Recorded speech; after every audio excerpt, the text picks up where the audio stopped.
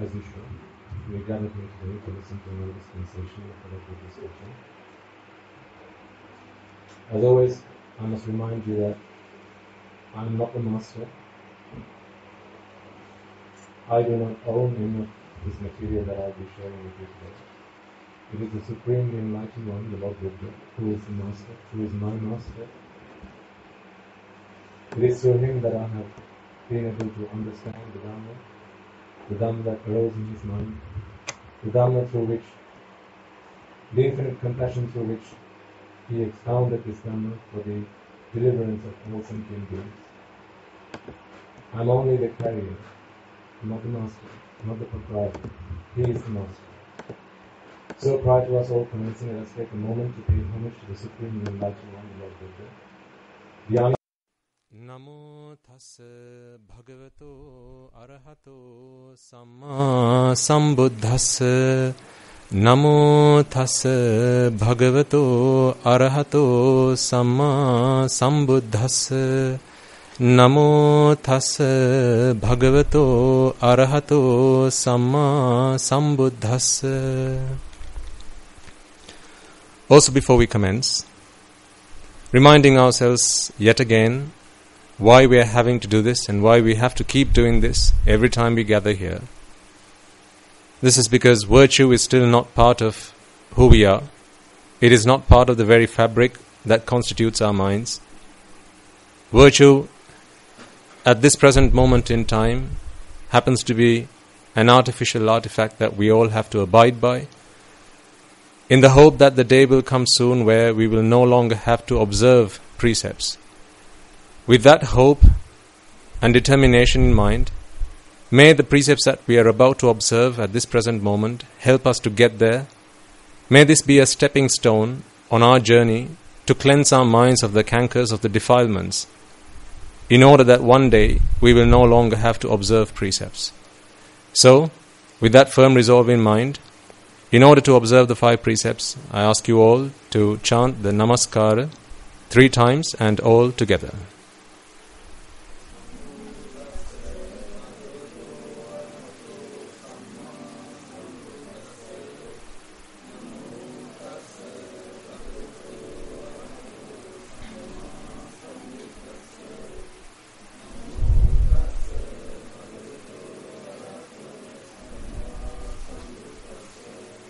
Buddhaṃ saraṇaṃ gacchāmi,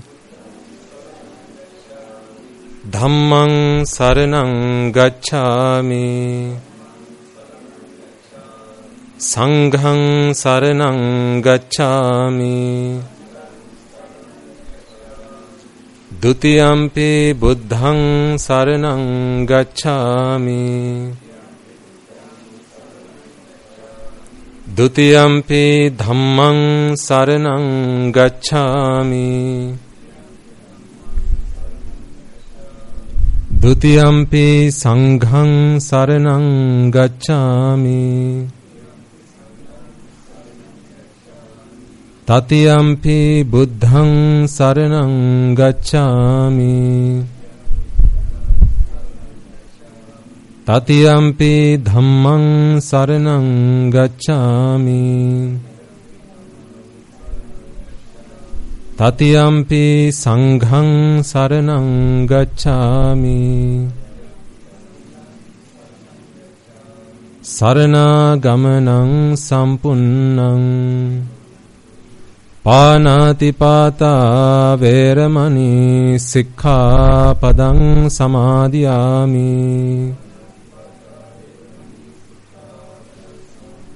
Adinādāna vēramaṇī sikkhapaдаṃ samādhiyāmi,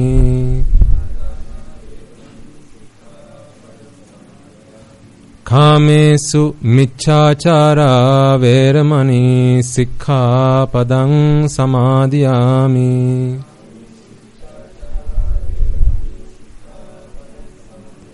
Musāvādā vēramaṇī sikkhapaдаṃ samādhiyāmi,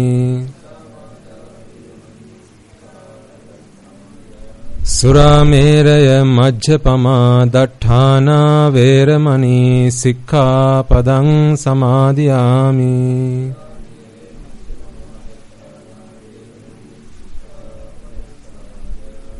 Tisaranena sadding panchasilang dhammang sadhukang surakkitang khatva appamadena sampadetha. Okay, you may now all be seated.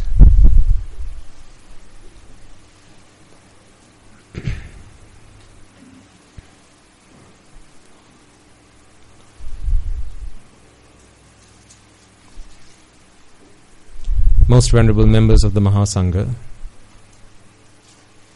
members of the audience,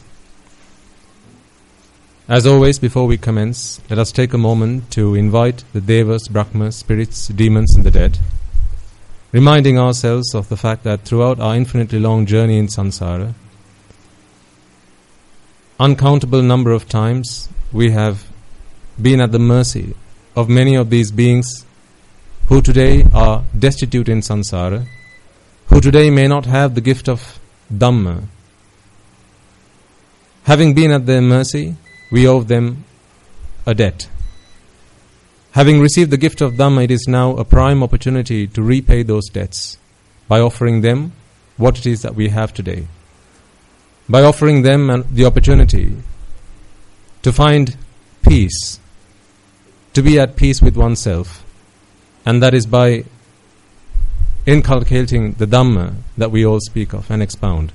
So, prior to us commencing, let us take a moment to invite all those sentient beings, some of whom may be today born in the woeful plains and are looking for an opportunity to rejoice in meritorious deeds such as this. Perhaps the most that they will get out of attending this event is to be born in the blissful plane. And that may be all that they can do. However, from that point forward, they have the opportunity, among other beings who are already in the blissful plane, to listen to this Dhamma, to understand this Dhamma, to comprehend this Dhamma, to become a student of the Tathagata, and to cleanse their minds of Raga, Dvesha, Moha, and attain the supreme bliss of Nibbana. So now, as I make this invitation now to all the Devas, spirits, demons and the dead, I want you all to remind yourselves of all those beings that you will have come across in samsara. Perhaps you may not be able to recall their faces or their names, and that is still okay. Just the thought counts. Everyone that might have been a mother, a father, a brother, sister, uncle, aunt, grandparents, nephews, or perhaps just your playmates who might have played with you in the sand. Whoever might have helped you in any way, shape or form, assisted you, been of support to you, whatever their contribution might have been to your happiness, let us take this opportunity to invite all of them to join us, to witness this meritorious deed. And for those who are capable, may they be able to attain the supreme bliss of Nibbana through the course of this very sermon.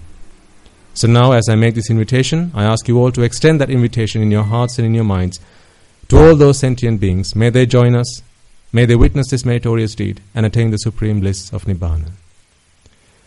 Samanta Chakravalesu Atra Gachantu Devata Sadhammang Munirajasansa Sunantu Sagga Mokkadang Dhamma savana kalo ayang badhanta Dhamma savana kalo ayang badhanta Dhamma savana kalo ayang badhanta.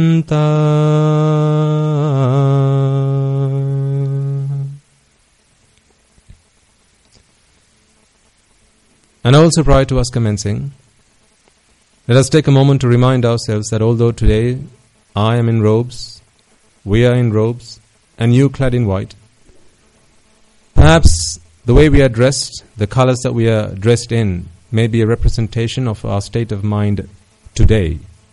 However, our state of mind today is not the state of mind that we have been in throughout samsara. And this is because we have not always had the opportunity to associate the Dhamma. We have not had the opportunity to associate noble and moral people. Virtually all our associations have been with immoral, ignoble people. Immoral and ignoble people who defiled our minds with raga, dvesha, moha, desire, aversion and delusion.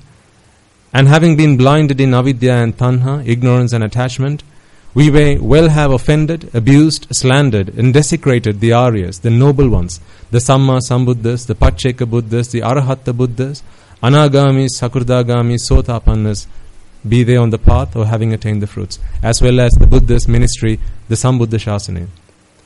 For any words, thoughts or actions of abuse, slander and desecration that we might have directed towards them, today, those deeds, thoughts and actions may block and hinder our progress in the Dhamma. So prior to us all commencing, let us take a moment to seek forgiveness throughout this samsara for any words or thoughts or actions of abuse and slander that I might have directed towards the noble ones or the Sambuddha Shasana. May they have the kindness and the compassion in their hearts to forgive me. And finally, let us all make a firm resolve. May through the course of this sermon, if there are any gaps in our knowledge, in your knowledge to the understanding or comprehension of the Dhamma, may through the course of this sermon you be able to fulfill those gaps and attain the noble attainment of Sotapanna. And for any of you who may have already attained that, may through the course of this sermon you be able to fulfill the subsequent stages and attain the supreme bliss of Nibbana. With that firm resolve in mind, I invite you all to prepare yourselves to listen to this sermon.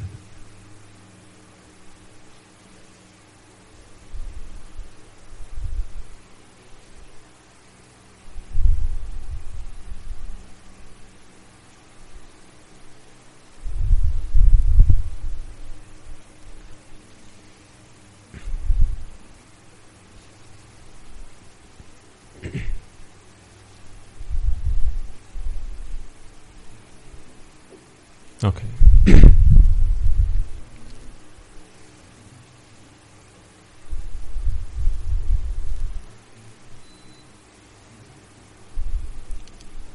Please feel free, because the supply is intermittent, so we might have drops of current, so please feel free to switch them on when they go off. Because after all, we are not against the comforts that we experience through our bodies. There's nothing wrong with that, because that is real. If you're feeling hot, that's very real. Whether you're a Sotapanna, a Sakurdagami, an Anagami or an Arhat, or even if you are supremely enlightened Buddha, you'd still feel that. So that's not fake, that's for real. Physical discomfort, physical comfort, all of that is real. If you suffer from a headache, well, guess what? A supremely enlightened being will also suffer from a headache. If a backache hurts, if you find yourself suffering from an excruciating backache or a stomachache, well, guess what? A supremely enlightened being is no different. There are many times towards the end of the Buddha's life where he asks help from his chief disciple, from his chief attendant even, Venerable Ananda. Ananda, I feel thirsty. Please, can you get me some water? Sariputta, I have a really bad backache. Please, could you continue the sermon from this point forward? I need to go and get some rest. This is a supremely enlightened Buddha. So if he's feeling that, then I think it's safe for us to say it's okay for mere sentient beings like us to be feeling physical discomforts. So we don't really have a problem with the physical discomforts. The problem we have is with the mental, the psychological discomforts. The psychological pains, distresses, despair, moments of frustration, anger, resentment. This is what we have to deal with. This is what we have to find a solution to. Because a Buddha never felt that. An Arahant never felt frustration. You're never going to find a disappointed Arahant. That just cannot be done. That just cannot happen. If you did, then he or she is not an Arahant. Simple as that. So it's the mental realm that we are dealing with here, the psychological, and you all know this. Now, last week, I don't know how many of you were here, but we went into some detail about how we can penetrate this veil of pleasure by also contemplating on the Dhamma. And in the Buddha's dispensation, the Dhamma is nothing other than the dependent origination process, paticcasamuppada.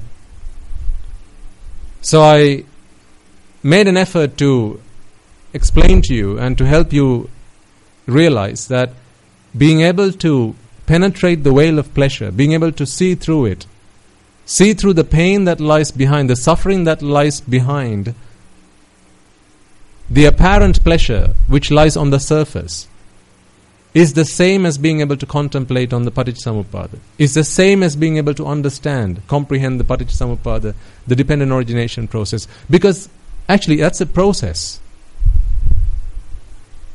It's a process. It's not a thing. It's not an entity. It's a process. This is a beetle leaf. It's a thing. It's an object.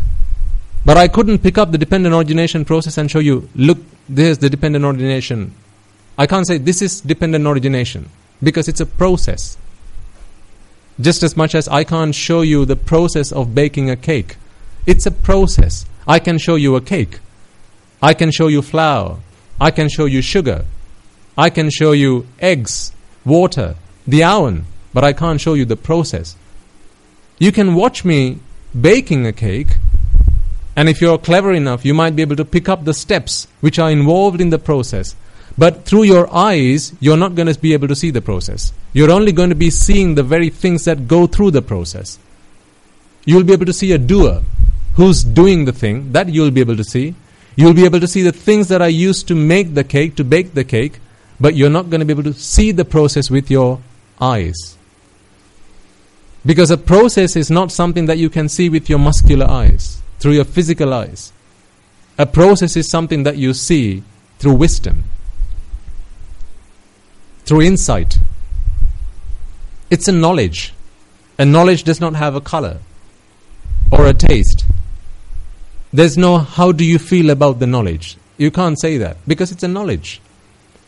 So I asked you all to try and find some time last week to go through last week's sermon again, because as I warned, it was a little bit heavy. But what I'd like to do today is actually go over some of the stuff that we spoke of last week as well, as a refresher. And also, this is what we need to talk about. Remember again, I've spoken about this many times with you. When the Buddha went into the forest, and I still haven't found out the English word for atteria. So I don't know if any of you know. That's still on my to-do list. Dasahamru will help me. So he goes into a forest that's full of these trees. Whatever the English word for atteria is, that. It's full of these trees. And on all of these trees, there are lots of these leaves. So he goes into the forest and he only picks up a handful and he asks the question, monks, which is more? The number of leaves that I have in my palm, or the number of leaves that you see in all the trees in this forest? And to which the answer is obvious. So the Buddha focused his teaching on what he had in his palm. Not that he didn't know everything else. He knew everything. That's why he's called the omniscient one. There is nothing that he didn't know. The limit of what he knew was everything that there is to know. And if there is something to know, then that he knew. So despite knowing so much, he chose, this is all I'm going to talk to you about, because I am here for a purpose. I am the supremely enlightened Buddha, and I am here for a purpose. By the way, I'm not talking about myself, okay? I'm speaking of the third person. Gosh. This is what the supremely enlightened Buddha said to the monks. I am the Buddha and I'm here for a purpose. And this purpose is again not to show you how to find relief from physical pains, is to help you find relief from this mental problem that you have, the psychological issue that we all have. So this is why he gave us the doctrine of the Dhamma, the dependent origination process. And I'll go through that. And also in our second visit of the dependent origination process, or perhaps I think it's the third, because we've done a sermon previously as well, not just last week.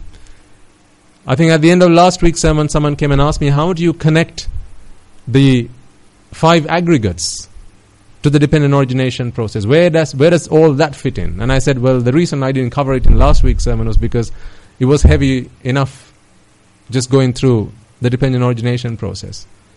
So I need to give people time for it to sink a little bit, to go back and revise. So perhaps we'll go over some of that. But before we get to that, have we got our basics right? We're talking about building 10-story buildings, multi-story buildings, and have we got our basics right? That's really important. How much merit do you do in a day? In a week? How much merit? Honestly. Or are you too busy to find time to do merit? Ping, right? That's what I speak of, merit. Meritorious deeds. Are you too busy to find the time to do that? Because that can happen. Particularly a crowd like yourselves. Because, you're all well-educated, well-to-do people. I think it'd be safe for me to make that assumption. But it's only an assumption, and I don't mean to stereotype anybody. But it's just I think it's a safe assumption to make. Because it's usually a privileged crowd who's able to understand English in this way. And that we have to accept. Let's not hide from the truth. What can happen though is, oftentimes when you're in that kind of privileged position, you're having to deal with all of the world's problems. Because you're capable, because you're knowledgeable, because you know, because you can, people are going to rely on you to do lots of things. People who are less capable, people who are less knowledgeable are going to come to you for help. They're going to expect you to rule the world. They're going to expect you to make things happen. They're going to expect you to make the world go round. Am I making this stuff up, or have you not found yourselves in that position? They're going to expect you to make this world go round. It's probably the 2% of this country that make the other 98% happen. The privileged. Again, there's nothing to hide. That is the truth. That's the truth. Yesterday, there was a fine audience that I was able to deliver a Sinhala sermon to. They were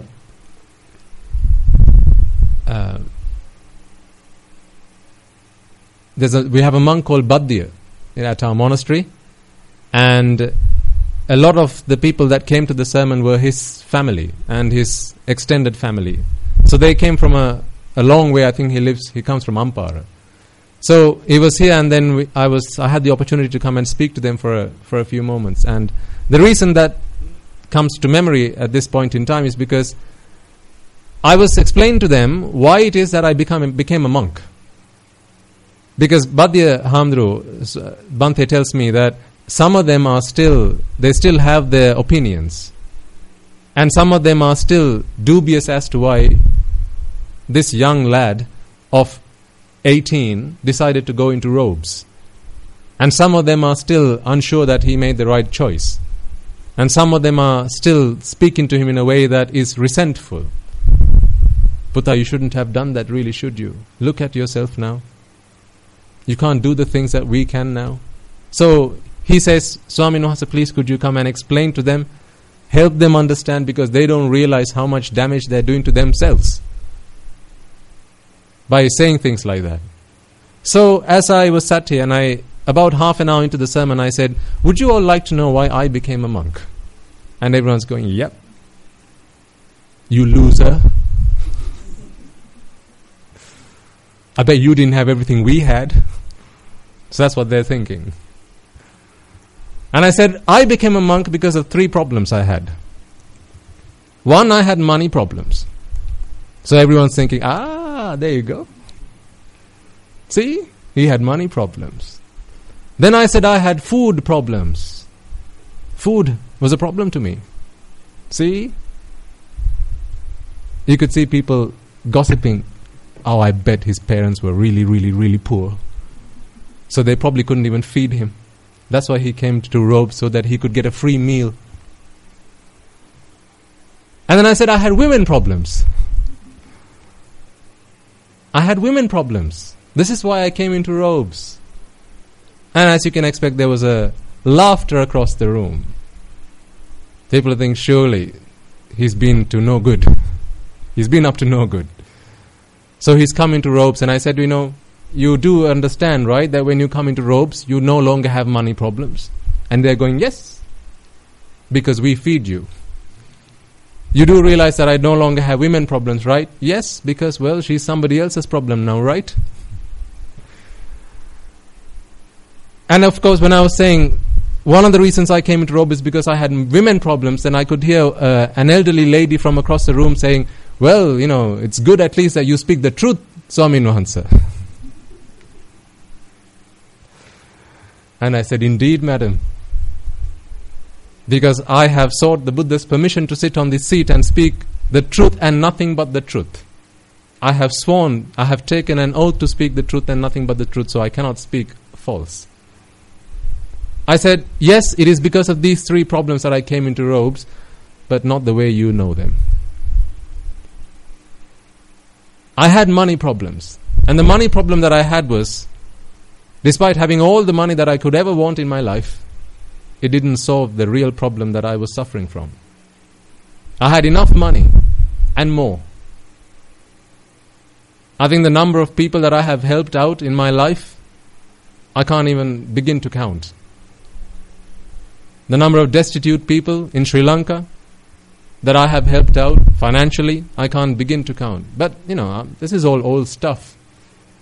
But this is what I was explaining to them. So now they're beginning to wonder, hang on, something's not right. So I said I had money problems. But the money problem was, it didn't matter how much money I had. It didn't solve the real problem that I was trying to find a solution to. And then I had food problems. I said, unlike perhaps most of you, and I said, excuse me if I'm making a wrong assumption here, I've eaten foods that you will never in your entire life. But despite all the foods that I've been able to try out and please my senses with, I was not able to solve the fundamental problem that I'm now able to. That's why I came into robes. And I said, yes, I had women problems. Because it didn't matter how many women I was able to associate with, be with. It didn't solve the fundamental problem that I'm now able to solve. And that, ladies and gentlemen, is why I came into robes. So now they're all keen. Now they want to know. Now they want to listen. Because until then they weren't prepared to listen. Until then they were thinking, oh, poor you. And after I told them my story, now they're thinking, oh, poor us. Now they're prepared to listen.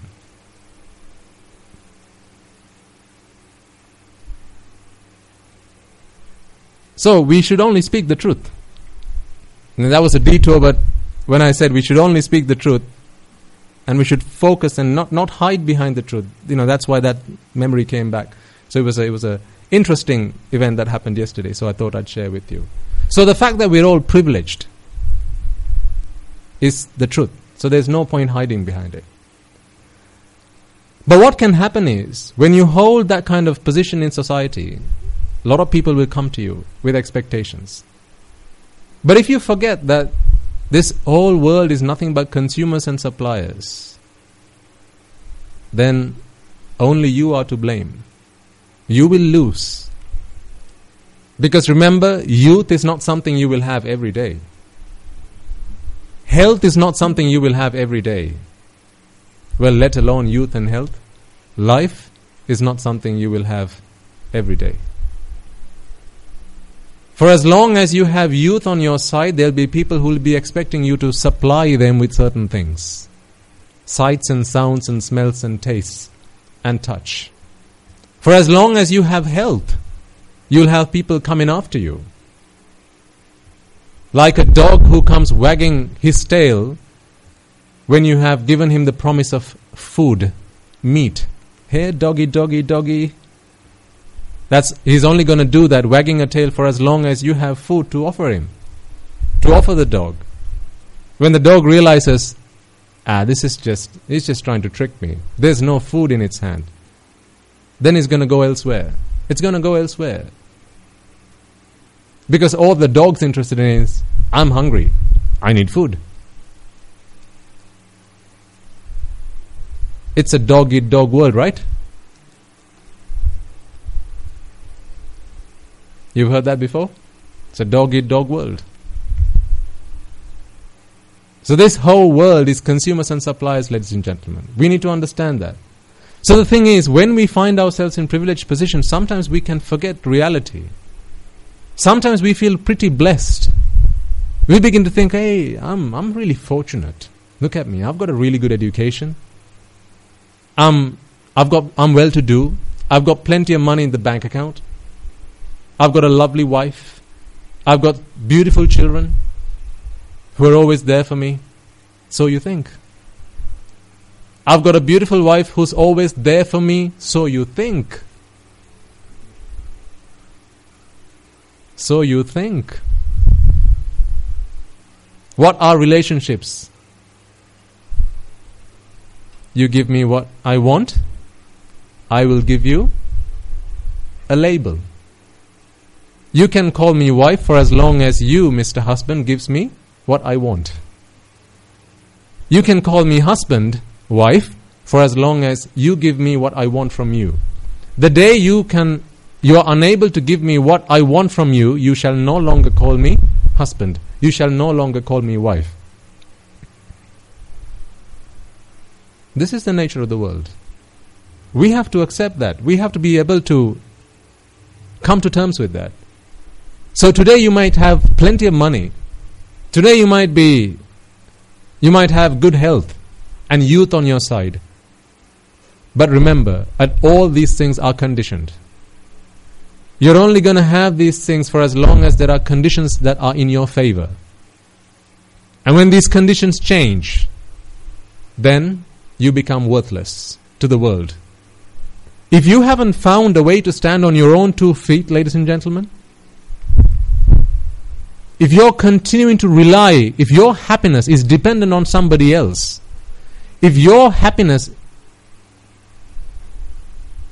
is not entirely a factor of how you feel about yourself, your state of mind, and your happiness is dependent on how somebody else feels about you, then beware. Warning, beware. If you define your happiness by how somebody else feels about you, if you feel happy today because you think your girlfriend just said, I love you, beware. If you're feeling elated today because your fiancé proposed to you last night, beware. He can take that away just like that.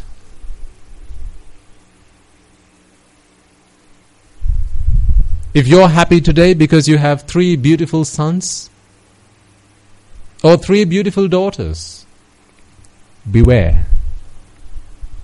They can be taken away from you. How? Just like that.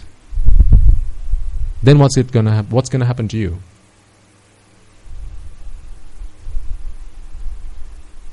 Aren't all the things that you find happiness in this world conditioned? Isn't everything that through which you seek happiness in this world either a sight, a sound, a smell, a taste, or touch? These things have to come from the outside world.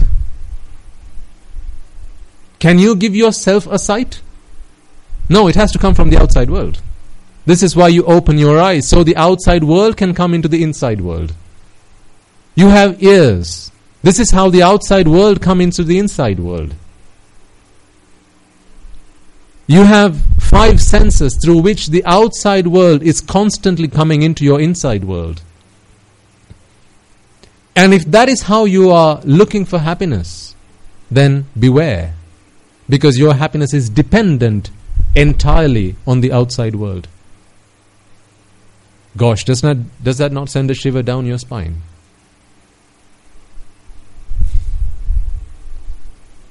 Think for a moment about yourself.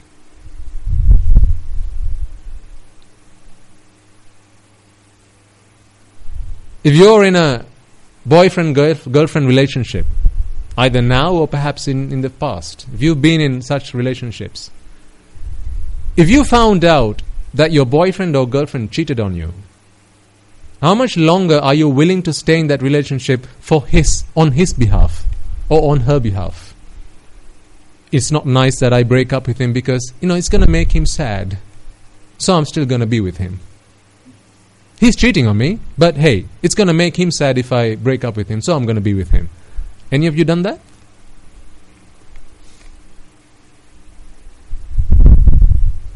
How many of you will want to be in a marriage if you know that you're being cheated on? If you know that your spouse is having extramarital affairs? Are you going to continue to be in that relationship because, hey, if I get a divorce, if I ask for a divorce, then it's going to make him feel sad? Are you really going to be like that? Come on. You know the truth. So if you're like that, how do you expect the other person to be?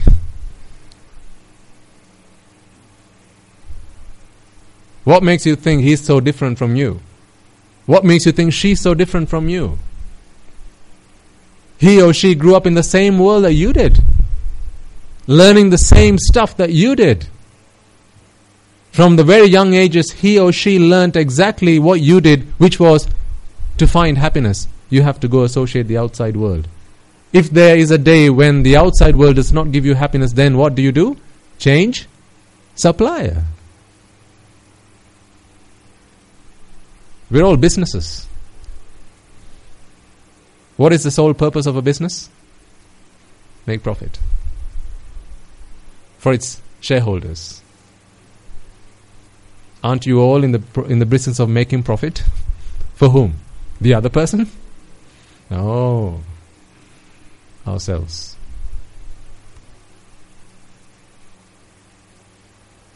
This is all a one-man show. A one-man band. We're all individual, single owner businesses. Now you do know, perhaps if you're in business, that when you enter a relationship with another business, you have to be careful. You have to study them carefully. Not just at the point you start that engagement, but also you have to continue to do research about the other partner that you've just gone into a relationship with. Because you don't know what they may or may not do in future. What if they get into other business relationships which are not conducive to your affairs? Then you decide, no, that's it, we have to stop. Embargoes, things like that. Countries get involved, states, governments get involved. Because of notorious things that other companies do, you have to decide, no, that's it, we have to end this relationship because it's having a negative impact on us. Now, if you do that with your businesses, how do you think you act individually? Isn't this how we all work? In our minds, single owner businesses, right? A business is heartless. Come on, you know that. A business is heartless. The people behind a business may have a heart, but a business is heartless. Now in this example, if you're beginning to see what similarities exist between a business and you, then ultimately, all I have to say is, whoever associates you, when you start a relationship, just make sure you say the word, hey, beware, okay? There are certain things I expect of you.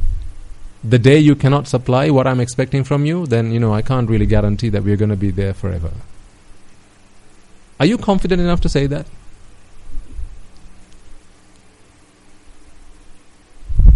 You find a girl you think, I really like her, let's get into a relationship. Do you think you could go up to her and be honest about why you're getting into a relationship with her?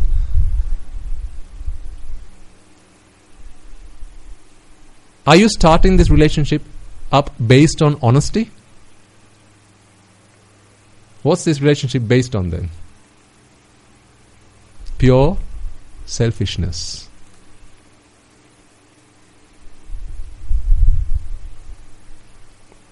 By the way, I'm not saying don't get in relationships. That's not for me to make a call on. All I'm saying is, beware. Because ultimately, what you're going to find is, all we have around us is our consumers and suppliers. You're either a consumer or you're a supplier. Whatever relationship you have, parents, children, husbands, wives, girlfriends, boyfriends, employer, employee, it's all consumer and supplier. There will come a day when you are no longer expecting supplies. That day you'll be a great person. The day when the day arrives where you're no longer expecting supplies, now it doesn't matter what your supplier sends you. It doesn't matter. Whether it's soft words or harsh words. That's okay. I'm only here to help you. Speak to me how you like. That's fine. I'll help you.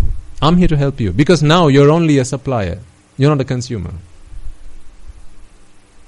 That's what happens. Someone who's a consumer and a supplier eventually turns into a supplier only, not consuming. I'm not fussed about what you bring to me. I'll give you whatever I have. Take. I'm not keen on what you have to give me. Whatever. If you have, give. Otherwise, it's okay. If you get into a relationship with somebody like that, that's a safe relationship. Because you can be guaranteed that that person's not going to dump you. So if you really want to get married with someone who's never going to hurt your feelings, if you want to get into a relationship with someone who's never going to hurt your feelings, who's never going to break up with you because you said something off the cuff which you didn't really think about and it hurt, and it wasn't the right thing to say at the time and you regret it now, but it's too late because you've already said it. If you want to get into a relationship with someone like that, you're going to have to find an arahat to get into a relationship with. But the problem is, people like that don't get into relationships. Because the whole purpose of a relationship is what? Consumer, supplier. Consumer, supplier. Consumer, supplier. Do arahants have friends? No, they're not friendships. Associations, not friends. The Buddha didn't have any friends. He had associations.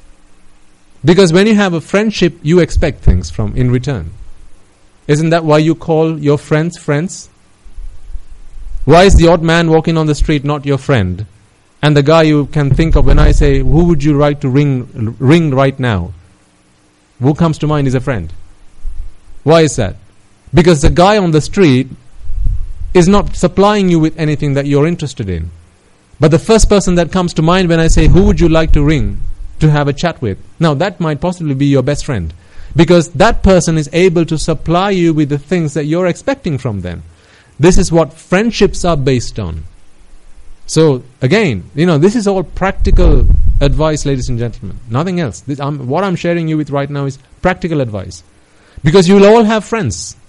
You are all in relationships. Relationships much the very same to the ones that I was in. The very relationships that also brought me pain and suffering. But I was able to sever those relationships. But you're still in that battlefield.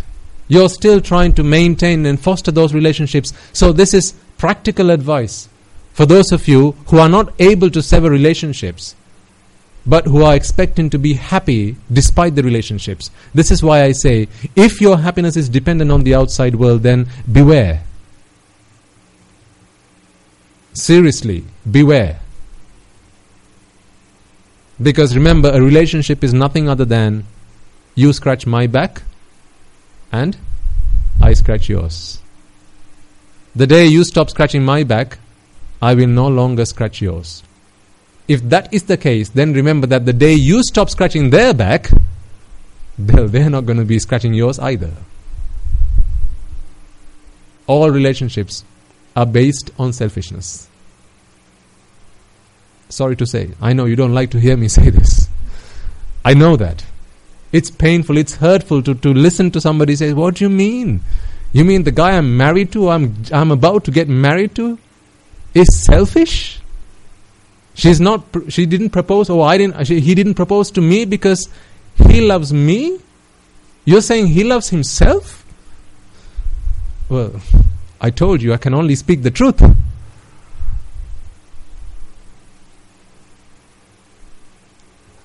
But there's nothing wrong with the outside world again. Remember, that's just the nature of the world. If that is your nature, why do you expect the world to be any different? You are just the same, right? Until the day you become an arahant, I'm not going to trust you very much. Is that a fair statement or an unfair statement? Okay, well, let me put it this way. Because it's not nice, right, for me to say I don't trust you. Let's put it this way. Do you trust me?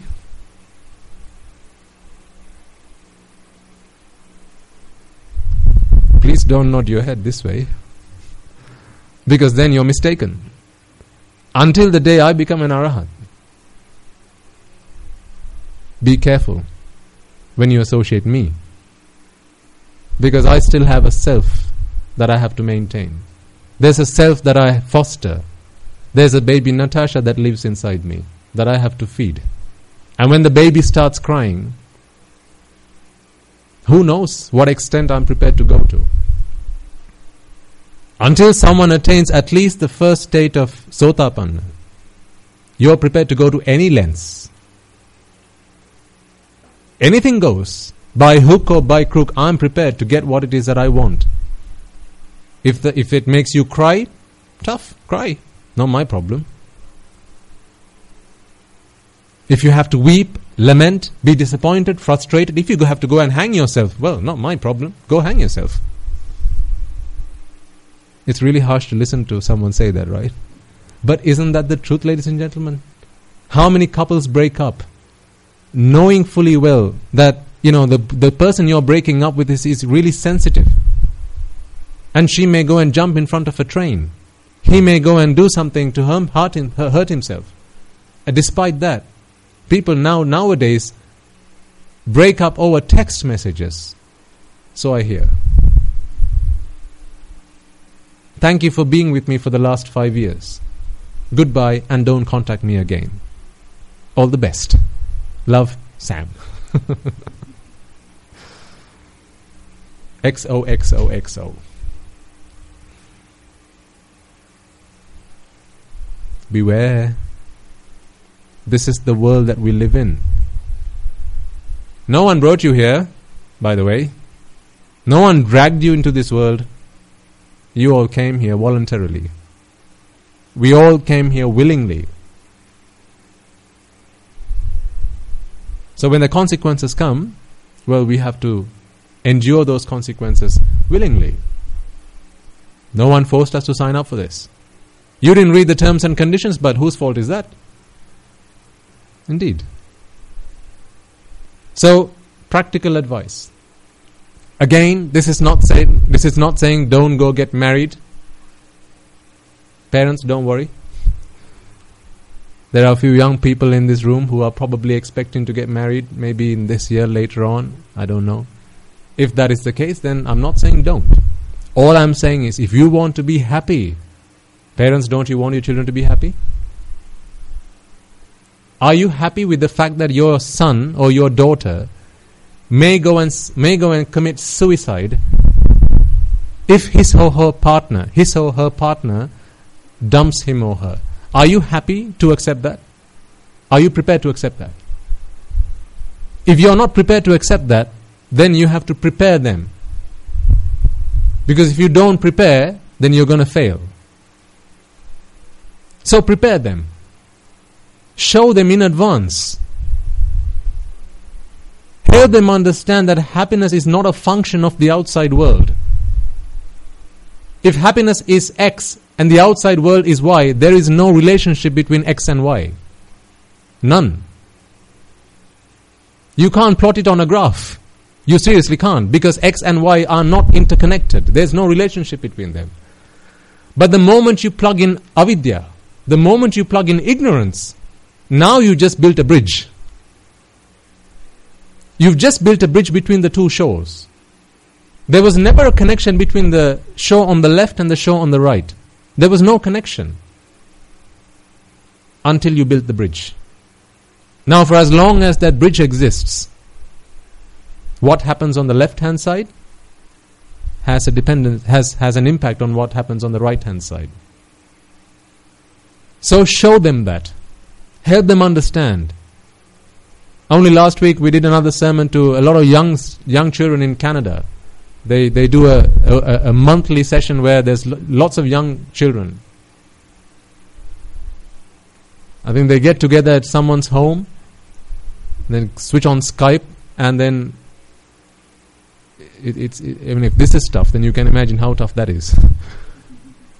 With the lag and trying to, I use a lot of body language in my sermons, and to be able to express myself and not being able to see if they're nodding this way or that way, it's incredibly challenging. But, there are lots of young children there, and they tell me that they listen to these sermons as well. And so particularly for young children, who perhaps are now distant from our values, our culture that we have in this country.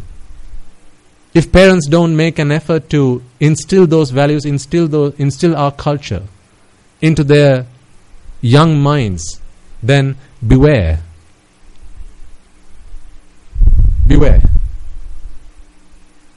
If you don't show them, if you don't help them understand that your happiness doer, your happiness puta, is not a function of the outside world, they're going to continue to think that that is the case. And they're going to expect happiness from the outside world. Someone dumps you, you lose your mind, that's the worst that could happen to that person.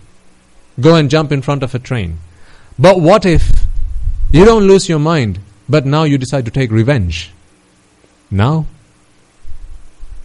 Of the two, which one's more serious, do you think? Guy dumps a girl, she decides to go and commit suicide. One. Guy dumps a girl, she decides to take revenge. As a parent, which of these would you prefer? If you only had one of these two options, which would you prefer? If you're thinking, no, I would not want my child to lose his mind, do anything else to the other one. That's okay. My son, my child, should not go insane, should maintain sanity. Well, if it's revenge that he's going to be seeking next,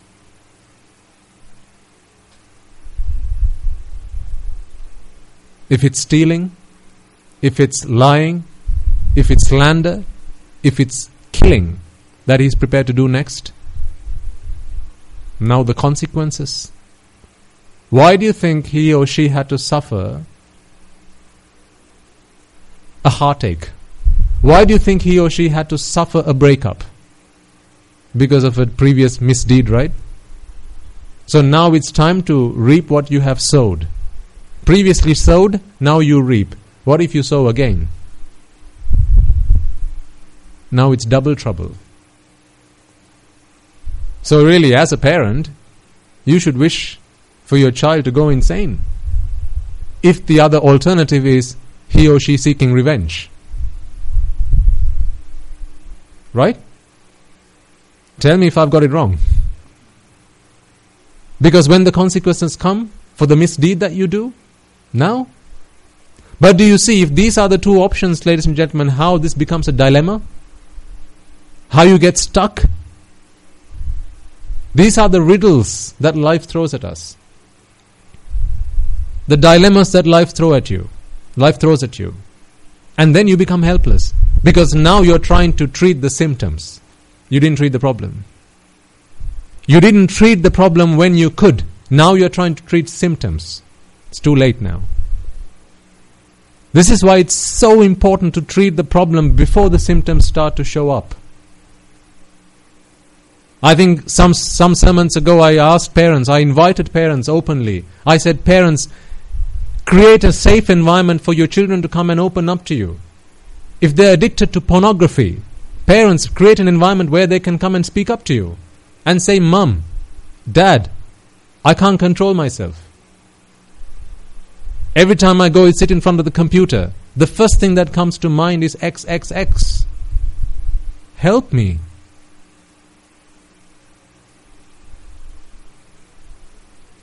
Because if you don't, parents as responsible adults, create that environment for your children, what do you think they're going to do? Who do you think they're going to speak to? Because when that vexation arises in their minds, they're going to have to go and speak to somebody. They'll want to go and release that pain, that agitation that they have with somebody. Chances are they're going to go and release that agitation that they have with someone who's also a consumer. And they're expecting supplies from your child. It could be another kid in the classroom who's also addicted. Now again, double trouble. Did I not tell you about the time when one of our monks, when he came to ordain with us, he'd only gone to grade 6 at school. And he tells me the first time that he got to see porn, which was in his classroom. A classmate had brought a video on a phone to share with his classmates. And the most sickening thing was that the video was of the child's parents.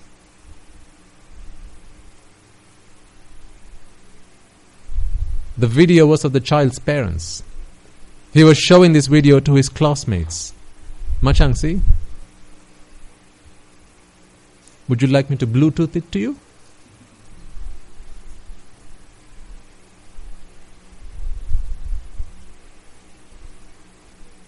Parents, until your children seek refuge in the Buddha, Dhamma and the Sangha, until that day comes, they are destitute. This is why they rely on you. When I was growing up, I didn't have that luxury. Part of my life I didn't spend with my parents. But the most part I did. And I remember vividly the experiences I had on both times.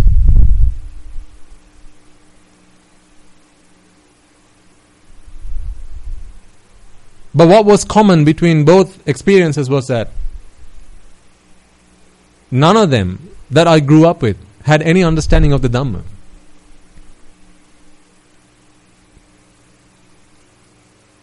I was not as fortunate as this young son was at his age. I was not that fortunate.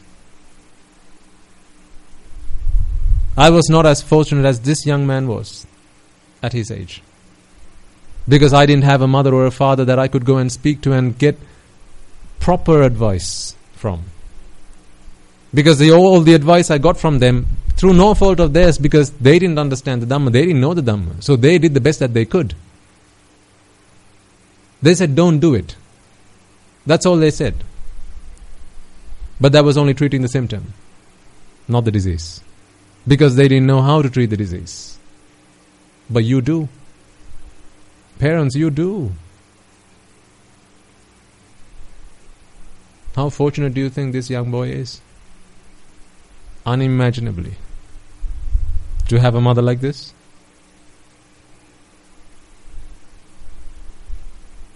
Incredibly fortunate. From a very young age to be growing up with that noble association, with that moral association, constantly being fed with nothing other than the Buddha, Dhamma and the Sangha and the values, constantly being able to taught about how to treat the problem and not just address the symptoms of the problem. That is what we need.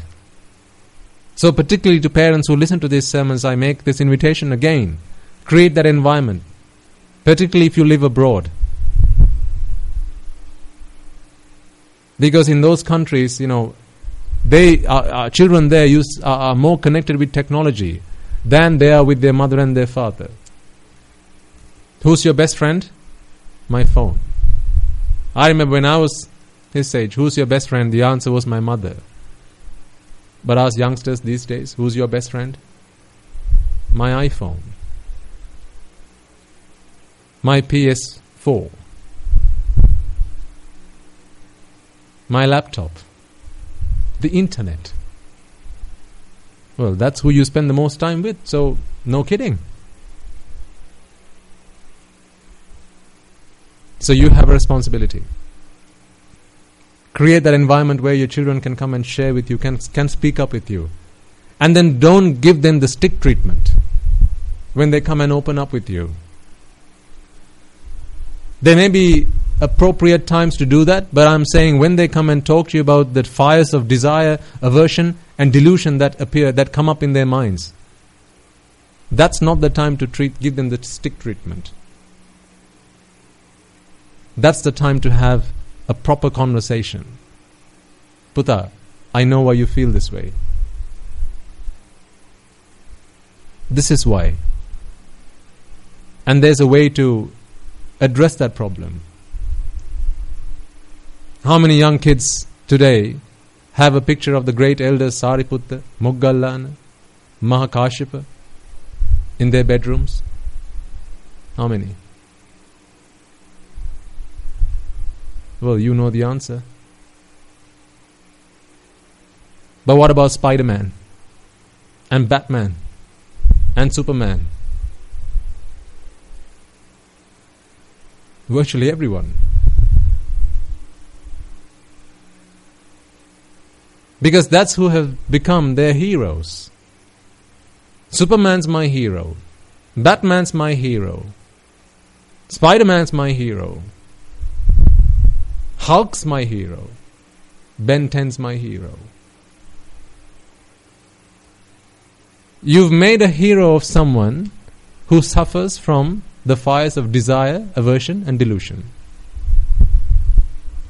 Let me put it this way, right? So Superman's a good guy, right? He's a decent guy. So what does Superman do when there's injustice? He goes and sorts the world out, right? He goes and fixes the problem. How does he fix the problem?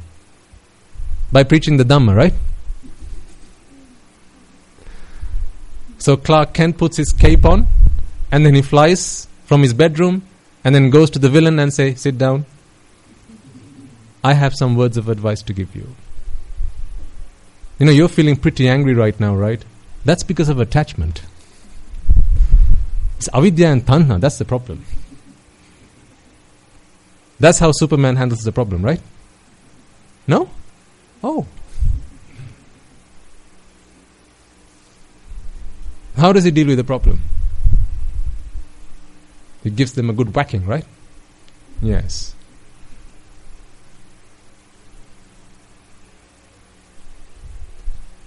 So, if I hit somebody, is that a meritorious deed or an unmeritorious deed? If I hit somebody, hang on, I'm a monk. Surely. I should be excused. Am I? Am I? No. Oh, okay. So if I hit somebody, then that's an unmeritorious deed. Beg your pardon, sir? How do you mean? Intention, yes. So intention being, I want to show them who's boss. Intention being, I don't like them.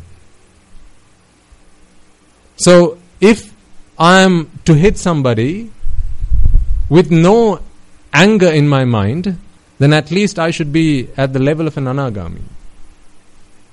Because it's at that point that one of the fetters, patiga, is removed from their sentiments once and for all. Never to come back. Okay? So up until that point, if you hit somebody and there's anger, there's going to be anger.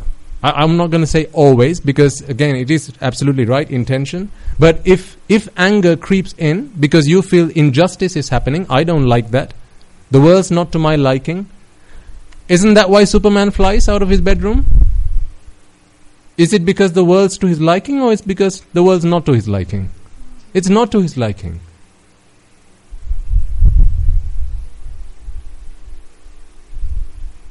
What about Batman? When the Joker does stuff that Batman doesn't like, now he goes to sort him out. Because the world's now not to my liking. I don't like injustice, so I have to sort it out. So how does Batman, he flies over and then sits down with the Joker. Joker, sit. That's not joke, right? And then he preaches a sermon that helps him to extinguish the fires of desire, aversion and delusion, right? No, that's not how it happens. He hits him, hurts him, physically. Now, is that meritorious or unmeritorious? Any doubts? That's unmeritorious. So for a kid to be watching an unmeritorious deed and be really excited about that. I'm talking about something that I used to do. I'm watching Superman go and hit the bad guy, and I'm feeling really pretty excited about that. When Superman whacks his arm out, I'm doing the same behind the TV. Sat in front of the TV. I'm going, yeah, give him a shot. That's it. Give him another one. One for me as well. Now, if rejoicing in a meritorious deed is also meritorious, what about rejoicing in an unmeritorious deed?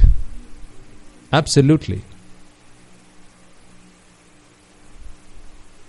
Now you're happy that someone is being hit. You're feeling joyful. You're feeling happy. You're glad that the bad guy, according to whom? According to the bad guy? No, according to you.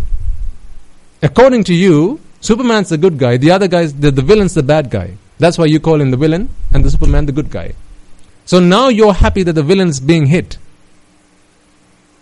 And now you're rejoicing in that unmeritorious deed. So every time you're rejoicing in that unmeritorious deed, what are you acquiring? Merit or demerit? Demerit. Do you see the danger? You're not even hitting somebody. You just sat in front of a TV. And the truth of the matter is, on the scene, Batman's not hitting anybody. Superman's not really hitting anybody. He's just in front of a green screen. He's just whacking his arms in the air. No one's really being hurt. But what about you watching TV? Batman doesn't feel a modicum of anger. He's quite happy. And quite possibly at the end of the scene, when the director goes cut, both the good guy and the bad guy, they go for a drink at the pub. That was a good scene, mate, don't you think so? Yeah, I really like the way you whacked your arm at me. That was super cool. The good guy and the bad guy, they're just having a drink at the pub. But what about you and I, watching TV, watching that movie, watching that scene? so much anger in our hearts. Isn't anger an unmeritorious deed? So now parents, you sit your child in front of the TV. Puta, come, let me show you. It's screen time. Let's watch some TV. What would you like to watch? I like to watch Batman. Yeah, sure, it's Batman. Watch it. By the way, I'm not saying don't watch Batman. I don't want Batman knocking on my door. I'm not saying don't watch Superman. I'm not saying don't watch any. I'm not saying watch or don't watch anything. All I'm saying is I'm trying to help you figure out for yourself what you ought to be doing. Because you sit your child in front of that TV, parents. If your child is not intelligent enough to realize that this is all fake. This is just acting. This is just entertainment. There's really no violence going on behind the scene. If your child's not intelligent enough to figure that out, then your child's going to start to feel that anger inside his heart. Now you paid for that movie, right? Whether it's on Netflix or Hulu, or you downloaded it, got the video, or whatever. Even if you went to the cinema, you paid to be there. If your child is reminded of that scene, of that anger at the time of his death, now what have you just paid for?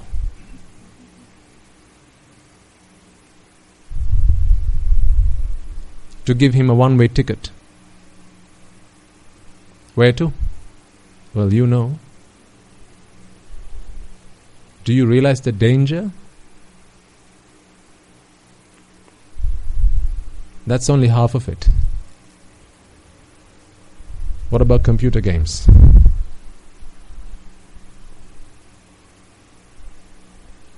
I'm not saying play them or don't play them. That's not for me to say. Parents, that's for you to decide. A lot of computer games these days, from what I hear, from what I know, and from what our young novice monks come and tell me. They tell me a lot of computer games nowadays is violence. Some of the names are in Grand Theft Auto. Apparently what you have to do is go and beat the hell out of somebody. I've got nothing against GTA. That's cool, GTA, apparently it's called. I've got nothing against that, okay? So please don't come knocking on my door for the producers of that game. All I'm saying is think about what you're doing to your children. When I was growing up, I didn't have video games to play with. I went and played with my friends. We rode a bike. Played in the sand. Played tic-tac-toe. That's what I played. Snake and ladders. That's what I played. But the world's pretty advanced now. You don't realize the dangers of these parents. Your child not knowing what's going on behind the scenes. Every time they hit, every time if they're in control of one of the figures in the game, one of the actors in the game, and now it's your time to pick up the gun and shoot at the bad guy. Every time you press that button, you're pulling the trigger. Fair enough, it's not killing anybody. So there's no panatipata happening. Fair enough. But what about anger? Are there feelings of kindness and compassion that you have towards the enemy when you pull that trigger? Or do you in the back of your heads go, die, die, die, die, die?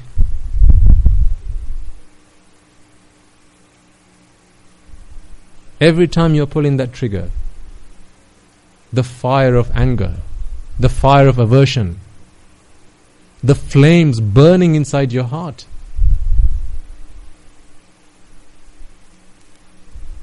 Who bought them the game?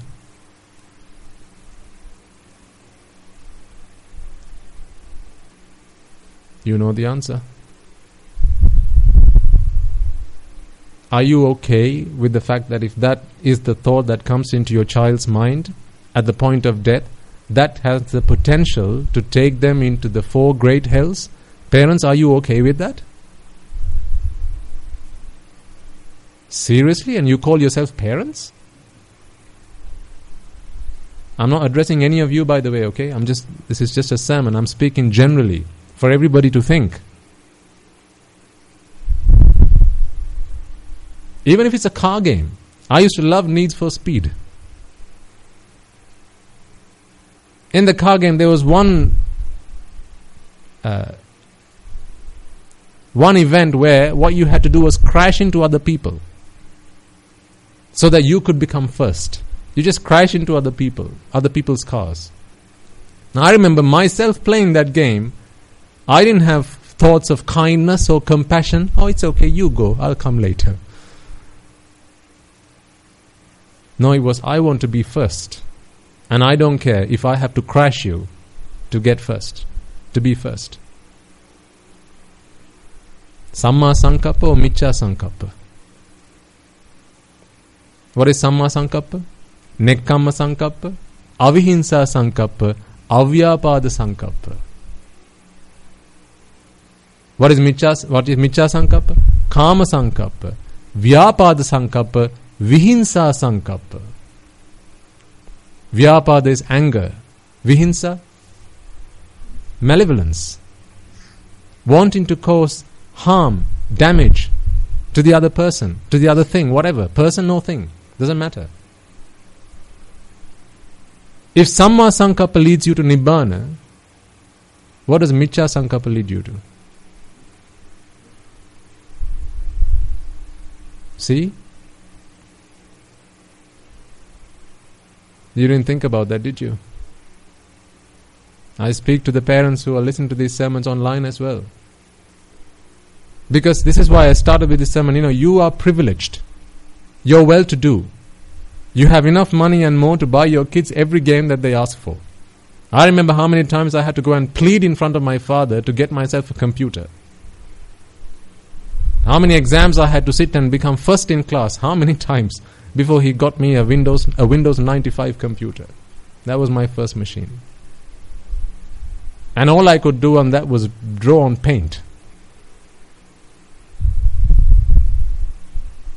And how much I had to plead in front of him to get myself a bike. And still he didn't get me one.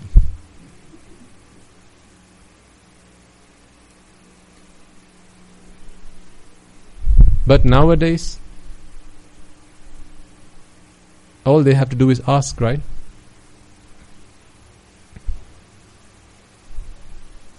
So parents, please, think about it. You don't realize how much damage you're doing to your children. You don't realize it's life and death you're messing with here. You don't realize it's hell and heaven you're messing with here.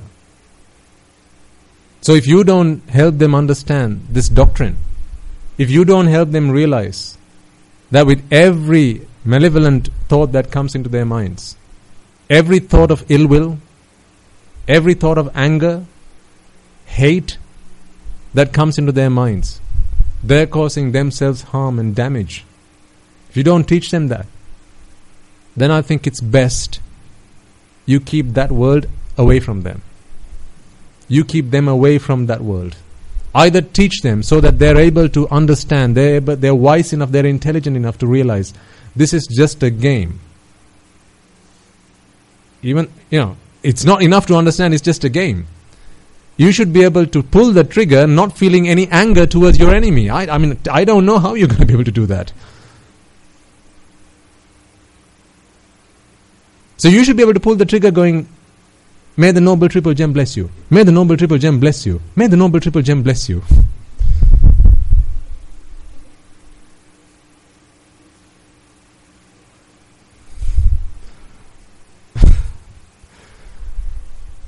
So if your child is able to do that, then it's okay. But if your child is not able to do that, then I think it's best keep those two apart. Because you don't realize how much damage you're doing to them. I know it's not easy for you to now find friends that your children can go and play with in the playground because nobody trusts anybody these days. Right? There's pedophiles everywhere. So nobody trusts anybody. Why doesn't anybody trust anybody anymore? What is missing? What's the missing piece of the puzzle? Dhamma. Absolutely. That's what's missing. Vishwasa parama jnati. Remember? Jnati is what? Know your relation. That's the conventional meaning. Jnati, jnane is to know. Knowledge of what? The Dhamma. Only someone who has the gift of Dhamma, only for someone in whom the Dhamma has been instilled, can you trust. Can you really trust anyone who's not even a Sotapanna? Really think about it? Because a Sotapanna is someone, if a Pruthakjana, a mundane person is someone who's willing at any cost to get from you what it is that they're looking for, how can you trust that person? Parents, think about it. If you have to leave your child at a friend's place overnight because you have to go somewhere for something, don't you think twice after you've read all the things on in the papers, watched news, knowing that there are people who behave like animals out in the world? Don't you think twice before you do it? Why? Because you don't know what might happen to that child overnight. Lots of people have come to me and shared their experiences. You don't realize. Like I said, I thought I knew about the world when I was a lay person. Only after I ordained did I really get to understand the world. Through all the experiences that everyone comes and shares with me. How parents come and tell me, Swami Nuhansa, this person who was my brother, I left my child with him. The following day, I had to find out my brother. Because all it takes is wrong view. Drishtiya. All it takes is that idea, is that notion. That sentiment. That's all it takes. For someone who suffers from ignorance, 100% ignorance. Because at least when you become a Sotapanna, let's say ignorance drops to 75%. That extra 25% is what you need, is the amount of ignorance that you need to do something that takes you to the 4 great hells. When that ignorance has been removed, now you're left with the 75. That 75 is not enough for anybody to do anything that's going to take them to the 4 great hells. This is why a Sotapanna does not has no interest in doing an unmeritorious deed, in trying to acquire what they desire by hurting somebody else, by causing harm and damage to somebody else. They're not interested in doing that. They're not happy. They don't like to do that. Because they have realized the anicca, dukkha, anatta nature of the world, at least by that much. So how can you trust someone who's not a noble person? Seriously, how can you?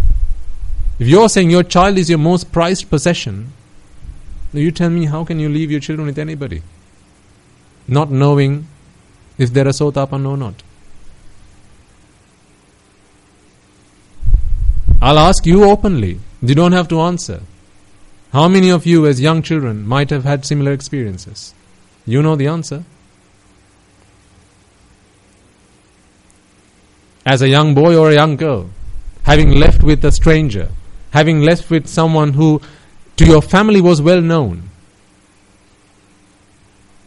the parents came back to find out that you were abused. That was then. Now it's 25, 30, 40 years on. Every year that passes by, the Dhamma continues to rescind.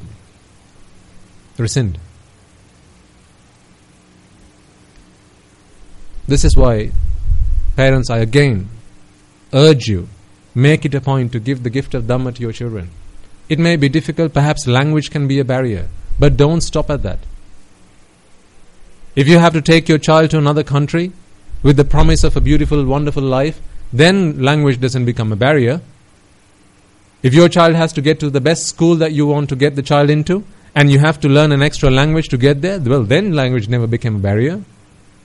Now you're prepared to teach your child that language. So why is it then to give the gift of Dhamma? you have to think twice. Again, general advice, not particularly to you, those of you here, but you'll have relations who live in other countries.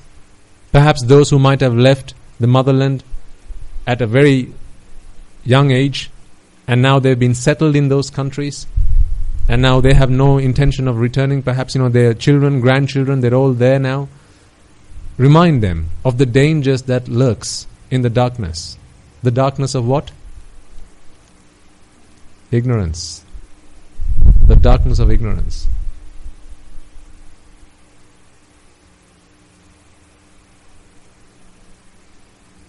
If you are listening to these sermons, parents, find books, find sermons, and help your children to understand, help your children to learn about the great elders, the Arahatun Wahanses that used to live in the past, our ancestors. For young girls, what about the Arahant nuns that used to live? Not so long ago, when you consider how long you've come through in samsara, it's only 2.5 centuries ago. We are still fortunate enough to find scriptures and texts that have a lot of detail about these Arahants. And there are some great authors who have gone to great extents to produce these books. I think there's one Mr. Gayan Chaunuka Vidanapatirana, whose books I often take time to read, because he's gone through great effort, great lengths to find out information about the Arahants who used to live in the past, and he's compiled them into books. I think pretty much all of the 80 great elders he's compiled into books. So go and find those books. They're written in the Sinhala language, so if your children don't understand, they can't read Sinhala, then parents, what do you think your duty is?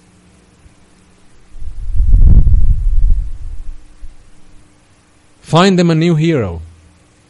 For now it may be Superman. For now it may be Batman. It's time to find them a new hero. The only reason that they don't find a hero in Sariputta, the great elder, Moggallana, the great elder, Rahula, the great elder, Ananda, the great elder, is because they don't know them yet. They don't know them yet. That's why. It is one of my dreams to try and translate those books at least, or at least to take what I have learned from those books and write them in English for the benefit of a lot of young children. I don't know how long it's going to take. It's a dream. I don't know if it'll ever come true, but it's a dream.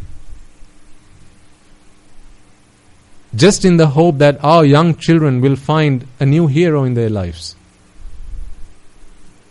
Because at the end of every sermon we wish, may this blessed land be able to witness many hundreds and thousands of Arahants in our very own, in our lives itself. But where do you think they're going to come from? The moon?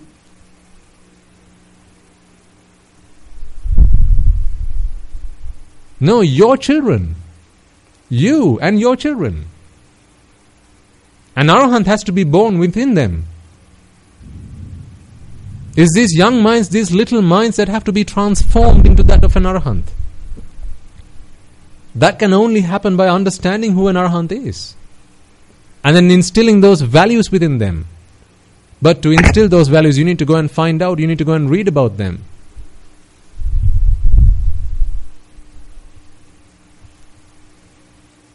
And even there are monks who have done lots of sermons, recorded sermons about Arahatun Wahanses. I think there's an entire series by Venerable Kiribati Goranyanananda Thero.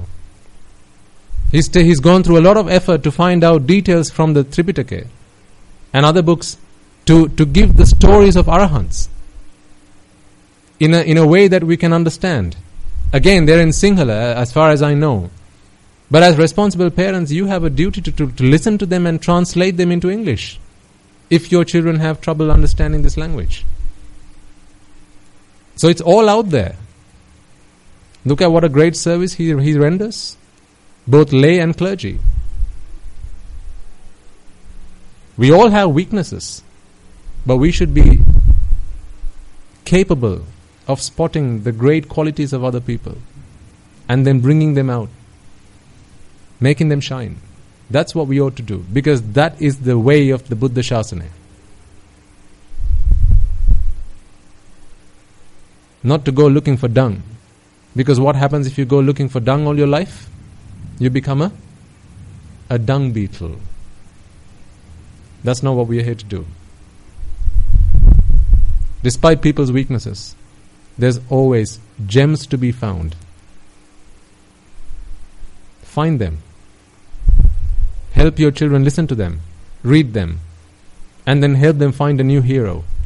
Each of our young monks at the monastery has a hero. You go and ask them, who's your hero?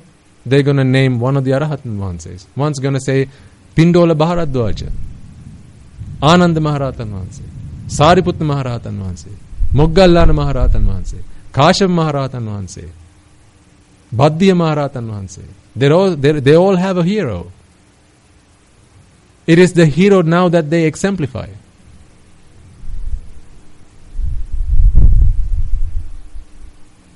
Remember when you were young and your hero was Superman? What did you do at home? After watching a Superman movie, you'd get yourself a cape from somewhere, perhaps an old sari that your mother doesn't wear anymore. That goes around your neck, and now you run around the house with the cape, right? Kicking everything in your way. Jumping up on the balcony and doing all sorts of mischief. Because you wanted to be like them. Remember how you walked in the shoes of your fathers when you were younger? You couldn't, your feet didn't fit, but you tried because you found a hero. Every kid wants a hero to live by. So give them a good hero to live by.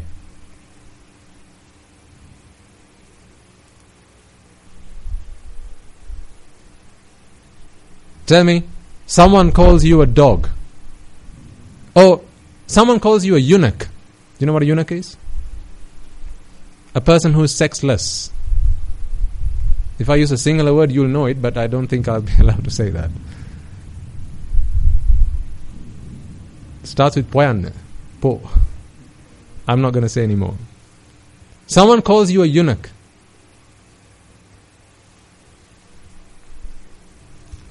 If someone calls you that word, and you're a man, tell me, does it not take a real man to come to your senses and go, no, I don't care what you say, I'm not going to say anything in return. I'm not going to fight back. I'm going to be patient.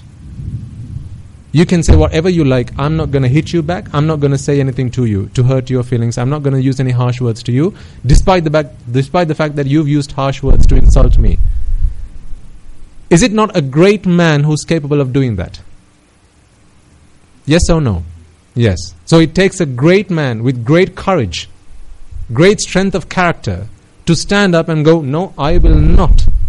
No matter what you say, despite how many times you're going to say it, I'm not going to say anything back to you. What if you say the same thing back in return? Or what if you pick up something and go and hit the other guy because he just called you a eunuch? Aren't you just proving the fact? He calls you a eunuch and you're going to say, yeah, I'm going to prove to you that I am one. Do you get my point?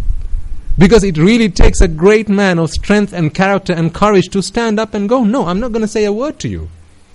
But in picking up a weapon, in saying something in return, in retaliating to that, you're proving the fact that you are one. Because it takes a great man to not say anything. But a eunuch can say it. You call me that, I'm going to call it to you twice. I'm going to say something even bad, even worse, even more hurtful.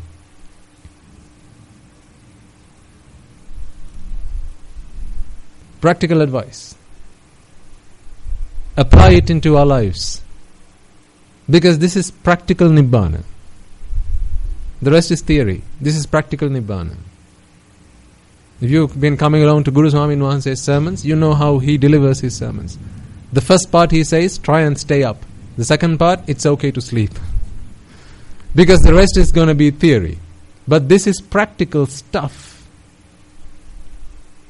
That's my favorite stuff as well. Because it's the practice. I need something practical. Because the theory is only 20%. 80% is practical. So that was the practical stuff. Let's revisit what we discussed last week. We talked about the dependent origination process. And the reason I brought up the dependent origination process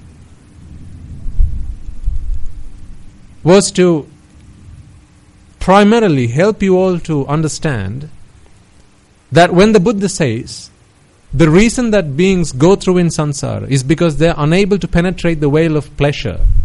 You see pleasure? Excuse me. You see pleasure, you experience pleasure, and now you attach yourself to pleasure. You don't see what lies behind the pleasure. For as long as you're ignorant, for as long as you're blind to what lies behind that curtain, you're going to go through in samsara. Right? Having said that, the Buddha also says the reason that beings go through in samsara is because of their ignorance of the dependent origination process. Again, it's a process. It's a process because a process has an input and a process has an output. So what's the input, what's the output of this process? What is the input of this process?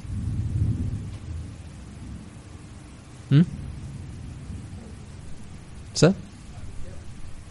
No. Avidya is a condition. It's a condition that has to be true for this process to run. You see? That's also one of the parts of the process. But the input to the process are the thoughts that come into the mind. The thought objects, arammana. Because it's once a thought comes into this process, going through the filters of ignorance and attachment, out comes what? Out comes what? Dukkha. Suffering. Yes. This is what this process produces, nothing else. In an ice cream factory, you have a process which produces what? Ice cream. In a shirt factory, you have a process that produces what? Shirts. In a factory that has the board Paticca Samuppada, what can you expect to buy at the shop? Dukkha, suffering. That's what they sell in this shop. Yes, there is Avyakrita Paticca Samuppada and all that, but we are talking about the problem, where the problem lies, because that's what we are trying to tackle with. So in this process, the input is the arammana, the thought object that comes into the mind, and the output is suffering. So now that's a problem. Because if this process is continuously running in our mind, then we know for a fact that every time this process runs, out comes suffering. Every time, suffering, suffering, suffering and more suffering. So wouldn't you like to bring this process to a stop? Bring it to a halt? Because for as long as this process is running, if the only thing that this process is able to produce is suffering, then, well, we have to bring this process to an end. And also, fortunately, it's a process. Because every process can be stopped if you wanted to. A process can be stopped if you wanted to. If you want to. So this process produces suffering and you can stop it if you choose to. If you don't choose to, well, you can keep it running. But it's going to produce nothing other than suffering. Nothing else is going to come out of this process. So, we started the detail of the dependent origination process by speaking about the tail end, if you remember from last week. Because this is where beings experience the suffering. This is where the problem becomes real. Because when there's jati, there's jara, marana, shoka, parideva, dukkha, domanasa. Right? So death, disease, decay, lamentation, sorrow, despair, destitution, frustration, all these types of suffering that follows after jati, existence, so coming into being. After that point forward, this is all the suffering that we experience. It's the stuff that we experience that is a problem that we all feel. Now, let me put it this way. To give you a really simple example, because I understand there are various people of all ages here, so I want everybody to be able to take something away from this. The first part was, I suppose, the easy part, but the more important part. But this part is going to be a little bit heavy, but I'm going to keep it simple, even for this young child here to be able to understand as much as I possibly can. I'm not going to promise it, but I'll try. You're only going to know that something's wrong when you start to feel it. Let's say you've eaten something that you shouldn't have. You're going to know that you shouldn't have eaten it when you start to feel a tummy ache. Now you know, I shouldn't have eaten that. But now it's too late, because you've eaten it. It's too late then. So this is when you start to feel it. Because feeling unhappiness, feeling suffering, we all can do quite well. We're all capable of, right? So when you experience death, disease, decay, old age, lamentation, frustration, weeping, sorrow, all that stuff, now it's time to do something about it. Just like the reason you decided to go to see the doctor was because you started to feel the symptoms. You started to feel the pain, the ache, the fever. These are all things that we feel, right? We experience. That's when we decided to go to see the doctor, because you didn't know you had a disease until the symptoms started to appear. So in the dependent origination process, the symptoms are going to start to appear when disease, decay, death, old age, suffering, lament, these are all symptoms.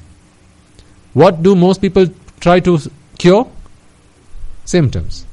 So when there's disease, people go to the hospital to get medicine so that they can cure the disease. Not cure the problem, cure the disease.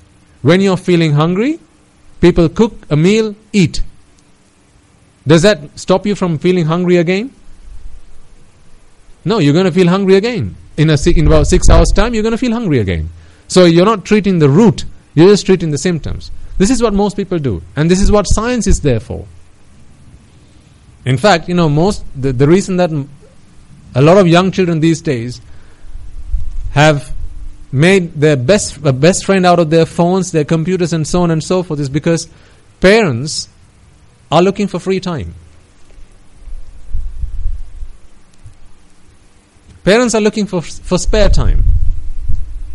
And when parents have things that they enjoy doing, like going out clubbing or pubbing or going and seeing their friends or just putting their feet up and watching TV or reading the newspaper, now you just need to find a way to keep your kids busy. So, easiest thing to do, here's a phone. Let's get you on the internet. Again, you're treating the symptoms, right? Even the parents are treating the symptoms. But who's suffering ultimately? The child's suffering. See? And you said, I'm selfless. I'm prepared to give anything for my child. But when you're beginning to suffer from the symptoms of the dependent origination process, when you're beginning to suffer frustration, anger, resentment, loneliness, all this, when you're beginning to suffer from that, frustration, right? Now you want to treat the symptoms. You want time not with your kid, you want time with your TV. You want time with your loved one, not with your kid. You want to go out clubbing, you want to go out pubbing. Now the easiest thing to do is treat the symptom. Not find out why you feel this way and treat that. Why do you feel like you need to go out? Why is home not good enough? You want variety. So you see, you don't stop to find out why is it that I want variety. You're not treating the problem, you're treating the symptom. You're treating the symptom, who's going to suffer? The kid's going to suffer. So this is what most people try to cure, the symptom. So what happens when we try to cure the symptom? Because this being is someone within whom the condition of ignorance prevails. Through ignorance, a decision is made. Well, I remember that I used to suffer pleasure. I used to enjoy pleasure just a moment ago. Because what has just come to death, disease and decay? What's just gone to death, disease and decay? The death of what are we speaking here? Pleasure. Because it's the self that the dependent origination process continues to produce. Yes, I said it was dukkha a moment ago. Well, that implies then dukkha and the self are one and the same. Because we are not speaking about the thing that we can experience. We are taking, the truth is one, what we experience is another. The truth is one, what we feel can possibly be something else. Does that make sense? No, the looks on your faces don't tell me so. So let me, I'll just to help you better understand the point.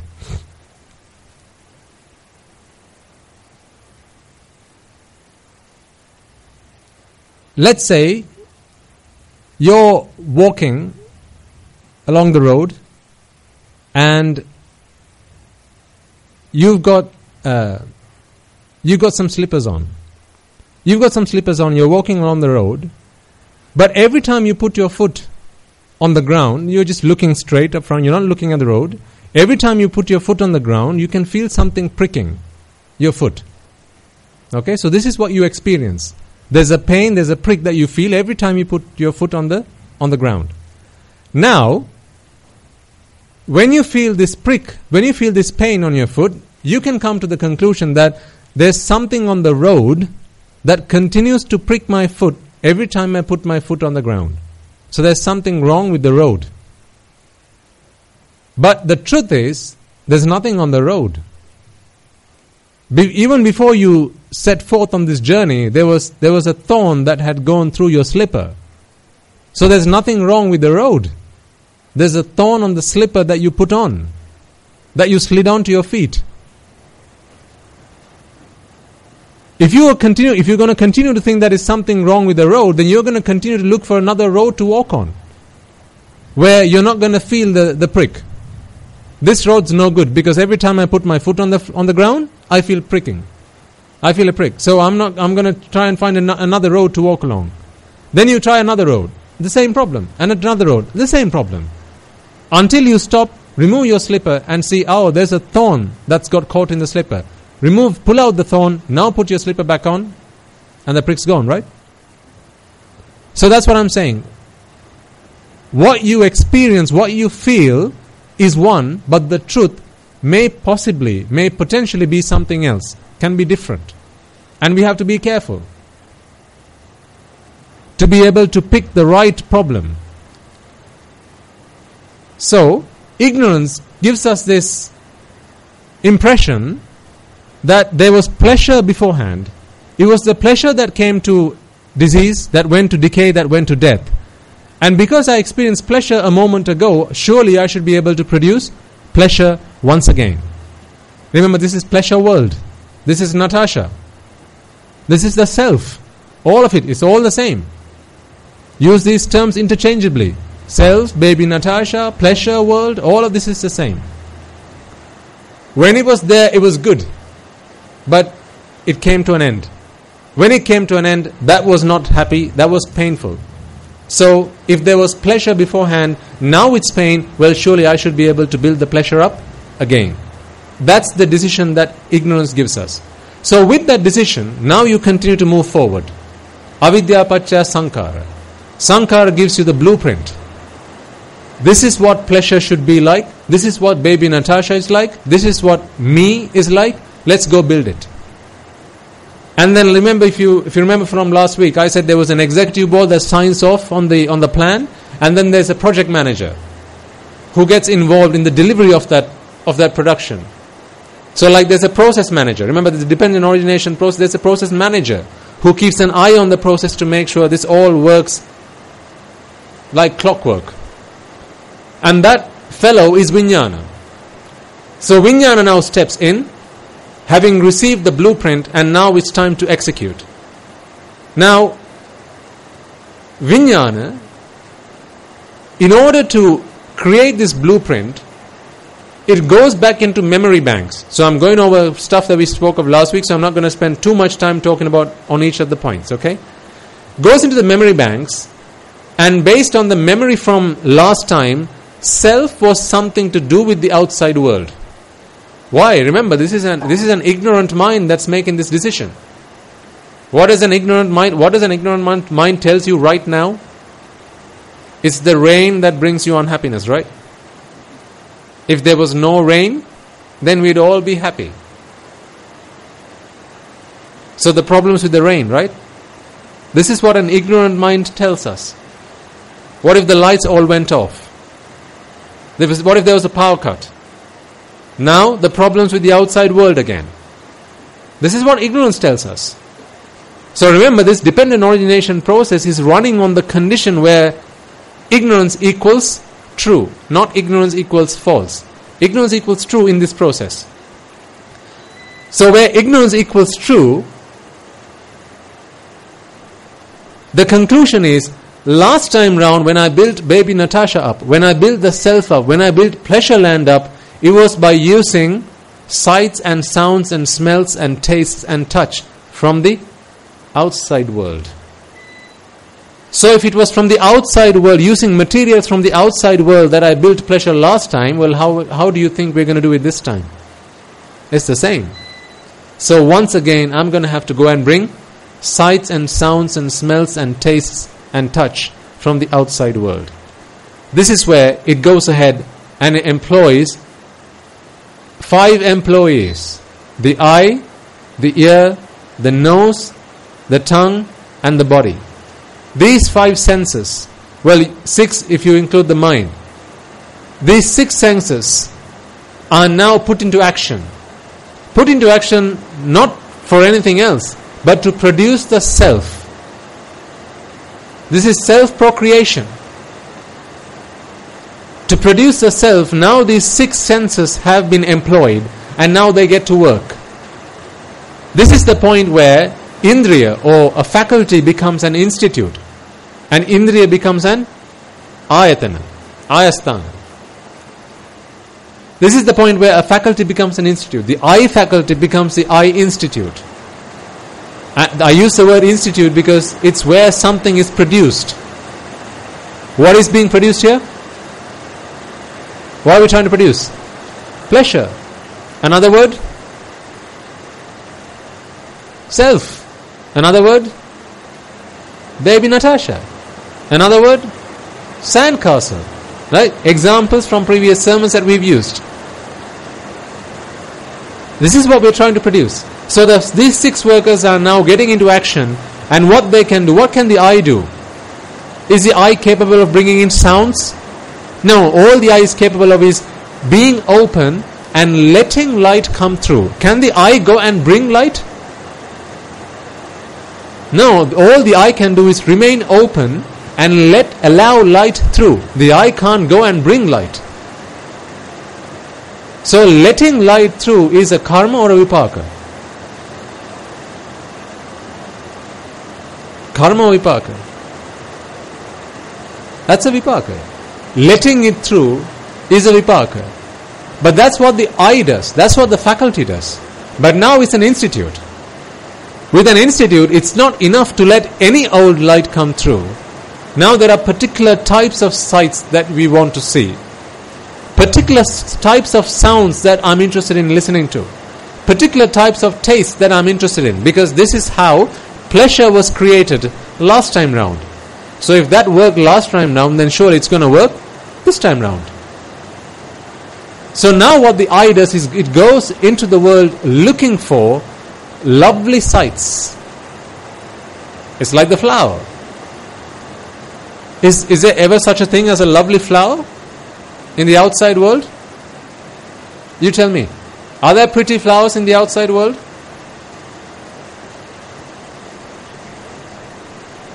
Pretty flowers? Ugly flowers? Are there pretty girls in the outside world? Sure? So why do you think you're one then?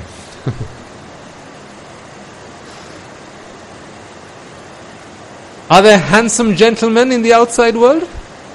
Well, sir, why do you think you're one then? That does not exist in the outside world. Because beauty lies in the eye of the beholder. Not in me, it lies in the eyes of the beholder. Because it's the beholder that decides whether you're pretty or ugly. See, even you can't even decide whether you're pretty or ugly. Even you can't make that call. Can you see, right? Think about it for a moment. All the trouble that you go through, makeup, hair extensions, pedicures, manicures, facials, all that stuff that you go through. Nobody else goes through that for you on your behalf. You go through that, and even then, you don't get to decide whether you're ugly or pretty. Oh, it makes me laugh. Remember, I used to go to the gym every other day. I've shared these stories with you, haven't I? I used to go to the gym and push weights, go on the run on the treadmill. I used to do all that. So I had to go and spend an hour every other day at the gym, and then half an hour to get there, half an hour to get back. That's 2 whole hours in the day. Because I wanted myself a 6-pack. That's why I went to the gym. More so than health reasons, I wanted to look good. Despite all the trouble that I went through, and having paid for a gym subscription, I still don't get to decide whether I look good or not.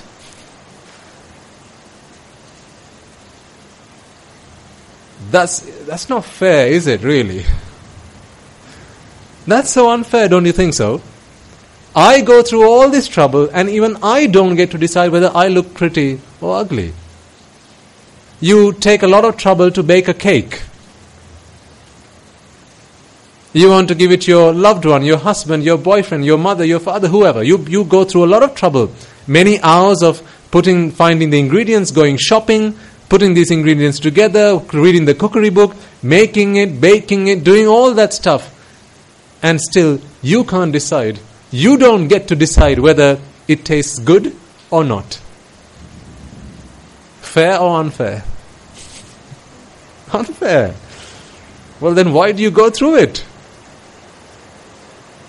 Because beauty lies in the eye of the beholder. You don't get to decide that. Ladies, you can put all the hair extensions you like. You can put all the perfume, you can wear all the perfume, you can put all the powder or the talcum or whatever you like. You can spend many hundreds and thousands of rupees or pounds or dollars or whatever at the saloon. But you don't get to decide whether you're pretty or you're ugly. What about all those women that stand up on the stage at the Miss World competition? All the trouble that they've gone through to get themselves dressed up,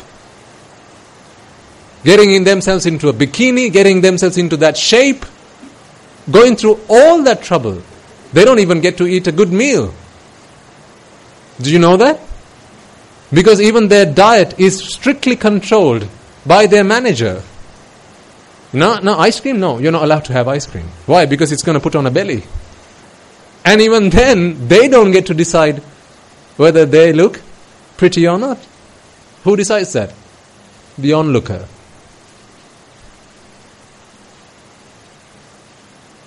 Do you see the useless, futile, essenceless nature of this? You go through the pain, you take the trouble, but you don't get to decide.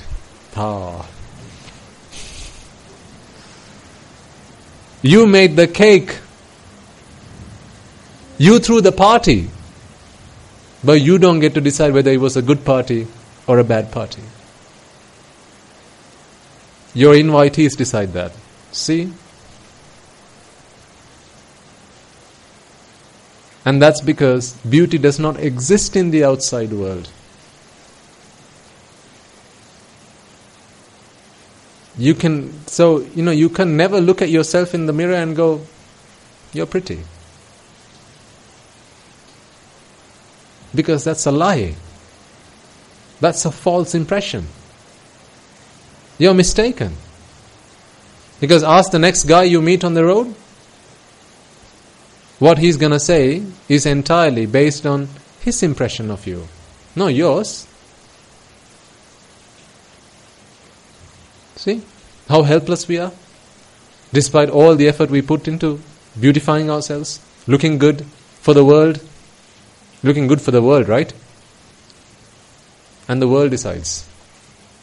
Anyway, let's come back. So, the institutes, the eye institute went out looking for a beautiful sight, a beautiful sound, and the ear went out looking for pleasurable, I'll use the word pleasurable sounds. The tongue institute went out looking for pleasurable tastes. The body institute went out looking for pleasurable sensations. So seeking pleasure from the outside world, because last time round that's how I found pleasure. So surely this time round, that's how I'm going to find pleasure. Who gives us that idea? Ignorance. Absolutely.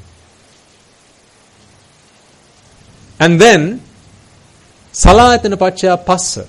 This is where contact comes in. But remember, if you remember from last week, it's not just any old passa, we're talking about sampassa. Because this passa runs in a process where ignorance and attachment are two of the key stakeholders of this process. They are workers on this production line. Ignorance and attachment. They are workers on this production line. For as long as they're going to be in this production line, it's not going to be passa, it's going to be sampassa. Because you're not just prepared to accept any old sight, sound, smell, taste. Now this is something you were looking for. It's like walking around with a magnet. Why do you walk around with a magnet? Because you want to collect what? Iron. Because that's what sticks to a magnet. If you wanted plastic, would you walk around with a magnet? No. If you walked around with a bag and you wanted to collect rubbish, then you could fill a bag with any or whatever comes in front of you, you can pick it up. But if you walk around with a magnet, now you're going to come back with iron. That's what you will have collected.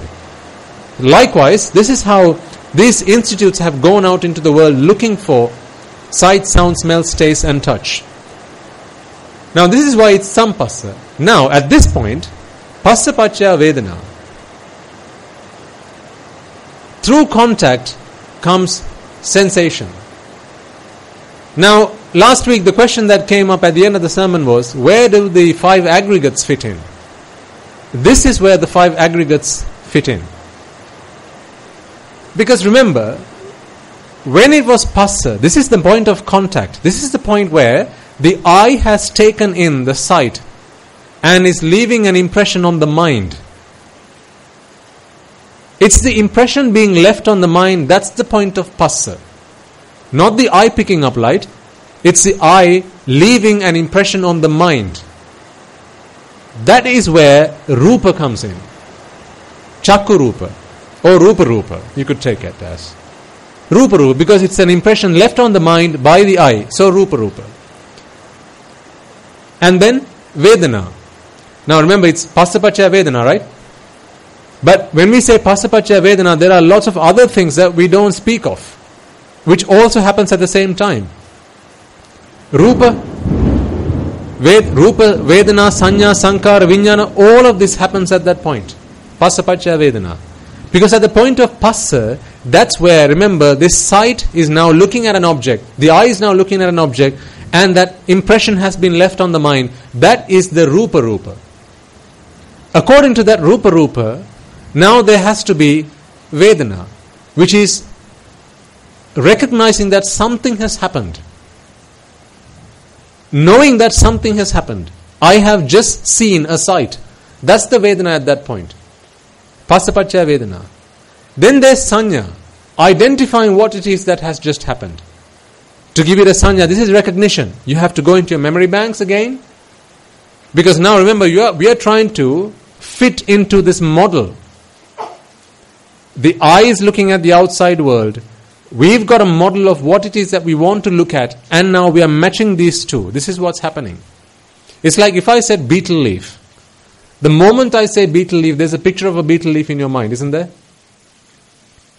It's not necessarily the beetle leaf that I have in my hand. You all have a mental impression, a mental image of a beetle leaf. Now when I show you this like this, what you're doing in your mind is comparing this to the betel leaf that you have in your minds. Because the moment your eye picked up this impression, this picture, this image, this sight, it left a mental impression on your mind. That was the point of Passapacchaya Vedana. But for that Vedana to have arisen, there was a Rupa as well. Not this Rupa. The Rupa that appeared in your mind, that mental impression. Rupa. This is Rupa. But Rupa, that's in your mind.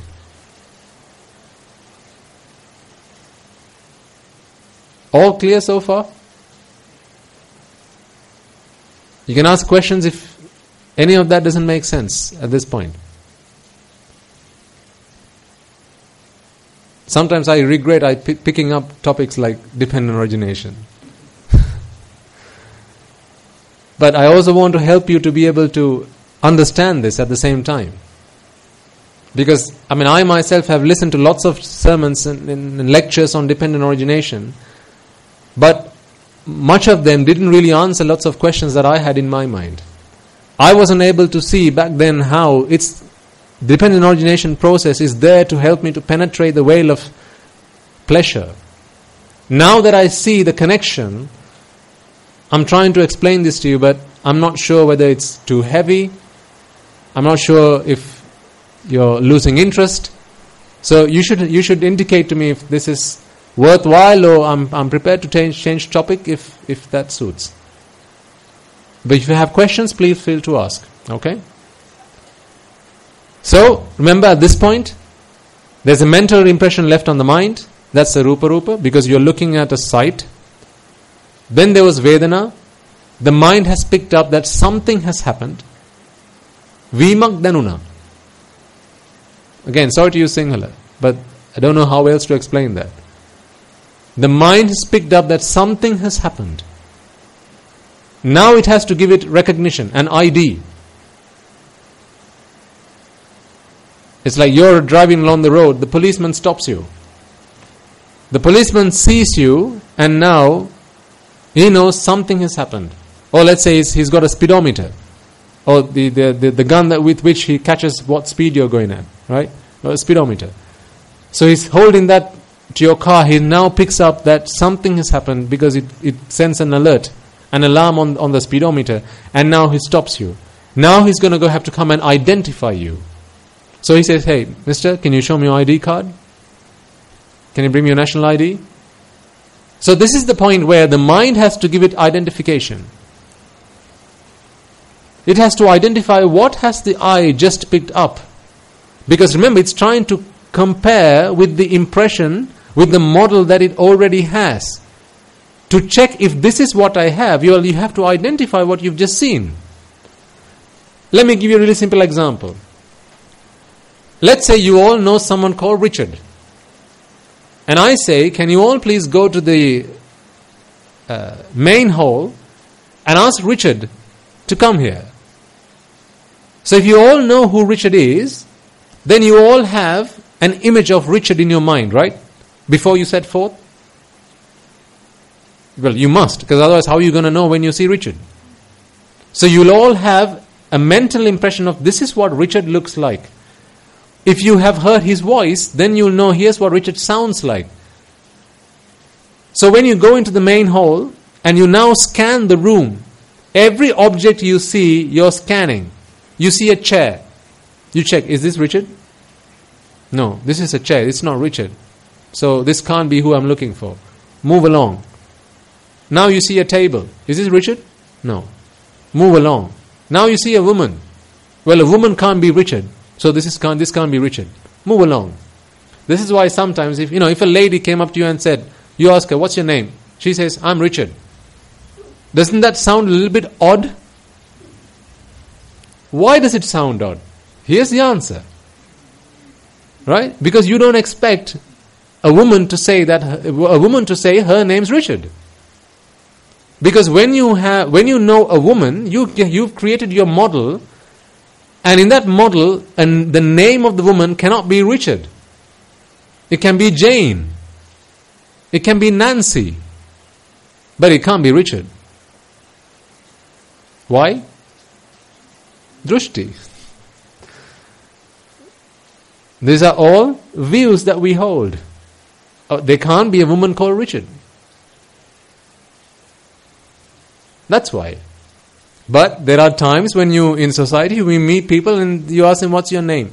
So I remember when I first went to the UK and I met a woman and I asked her, what's your name? She said, Joe. And I thought Joe was the name of a bloke. Said, sorry madam? Joe's my name. Oh, okay. And there were Sams. Because they shorten names. Samantha becomes Sam. It's like, how's your name Sam? You don't look like a Sam to me. Because I had the impression of this is what a Sam looks like in my mind. You know, that at that moment, do you not feel something inside your mind? Is that something's not right? That's that point where you're trying to fit the outside world into your model and it doesn't fit. It's like trying to fit on someone else's shoe. You know, when you're leaving the monastery, if you can't see where you left your shoe, if you're feeling in the darkness, you're probably going to try and slide your foot into somebody else's shoe and go, no, that doesn't fit. You know, that point where you just feel like something's not right.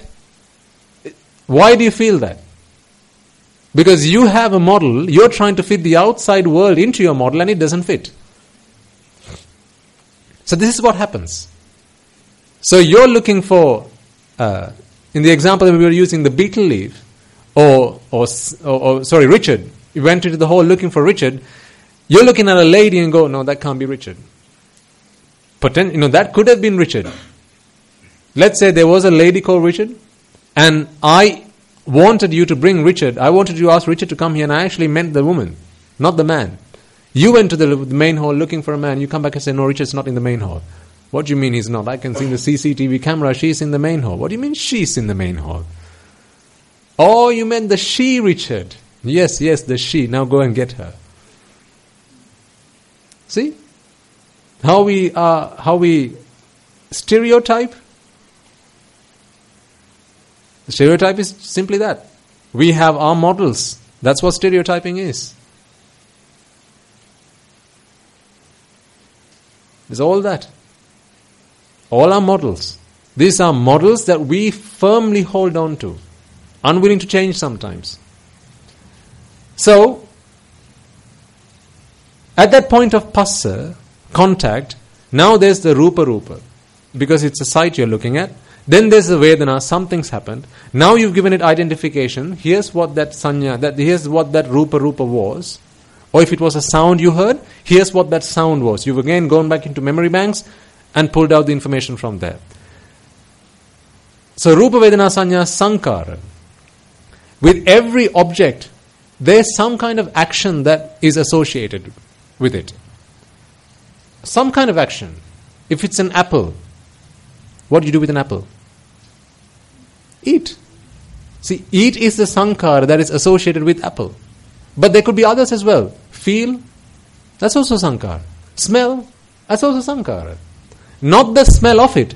I'm talking about the verb, not the noun. Smell. That's the sankara associated with an apple.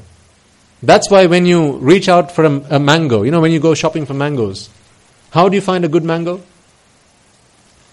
Smell. First you look at it, looks good, pick it up, and then smell it. Because when I say mango, smelling the mango is one of the sankara that is associated in your mind with a mango. That's where sankara comes. If I say bike, what's the first thing that comes into mind? Ride. Sankara. Whereas for an arahant, I say bike, he's not necessarily going to think ride. He's going to say, well, okay, bike, what do you want me to do with it? Because there are no preconceived notions that come in.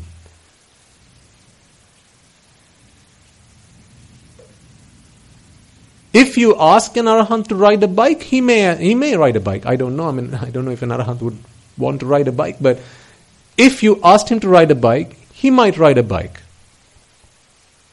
But showing a bike, he's not going to immediately, this action, ride, is not going to come into his mind. That comes into our minds. You see bike, ride. Right? You see food, eat. You see apple, smell, taste. All these things, these are all sankhara. You see bed, what do? Sleep. Sankhara. These are all the sankharas that are associated with that. And then vijnana. So vijnana is the totality of all the above. And how you feel about that object. That's vijnana. That's a tough one to try and explain. Because it's the totality. It's like the sum total of all of the above. So if I said, for example, chair, okay? The chair has a site, right? It has a rupa. This is a chair. Now, if it's a plastic chair, let's say the chair you're sat on right now, if you banged on it, you'd know what it sounds like. But fortunately, you've not bitten into it, so you don't know how it tastes. So when I say chair, you know how it looks, you know how it sounds, you know how it, what else? Feels. You know how it feels. So these are three things that come with the word chair. It's all a package. This is all upadana. Because the moment I say chair, do not expect a chair to be a certain way. You expect to be able to sit on a chair, don't you? This is why when you sit on a chair, and if the legs go in all directions and you fall to the ground, now you go all. No, what's just happened? That shouldn't have happened. It's a chair. I should be able to sit on it. This way, when you feel out and try and touch a hologram, you go, what just happened there? I should be able to touch it. Because these are expectations that you have. See how, to what length we've gone to put with setting expectations? What length we've gone to setting expectations? Simple things like everyday objects, we've set expectations on all of them. If you see rain, then you expect the rain to make you wet, right? If you walk in the rain, then you expect the rain to make you wet. What if one day you walk in the rain and you don't get wet? Something's not right. Don't you feel something's wrong? And a feeling of unease happens in your mind? Why? Expectation. Again, it's expectation. Expectation is really, really subtle.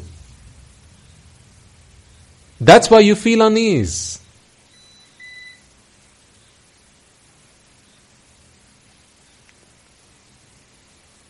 Let's say there's a cup of tea. Someone's just brought you a cup of tea.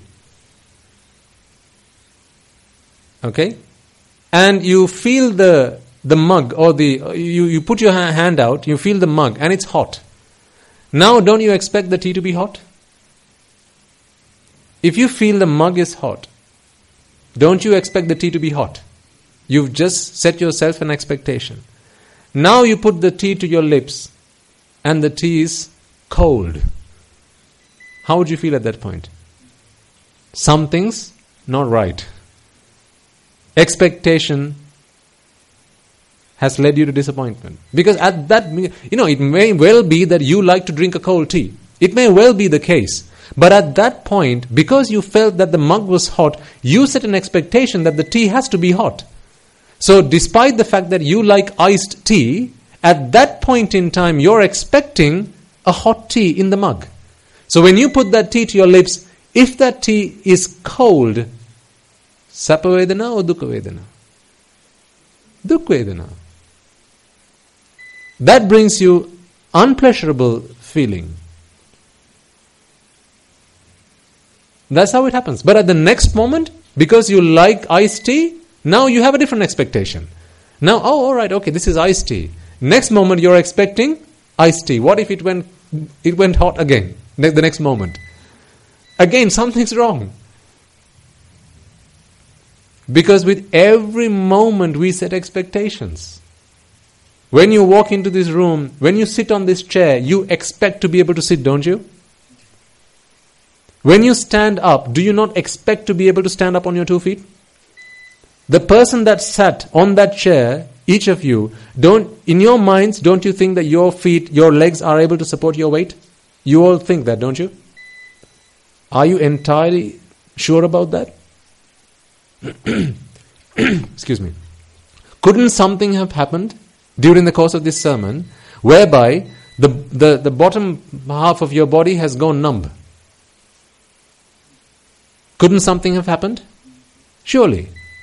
You try to stand up at the end of this sermon and your legs can't bear your weight. Now you fall to the ground.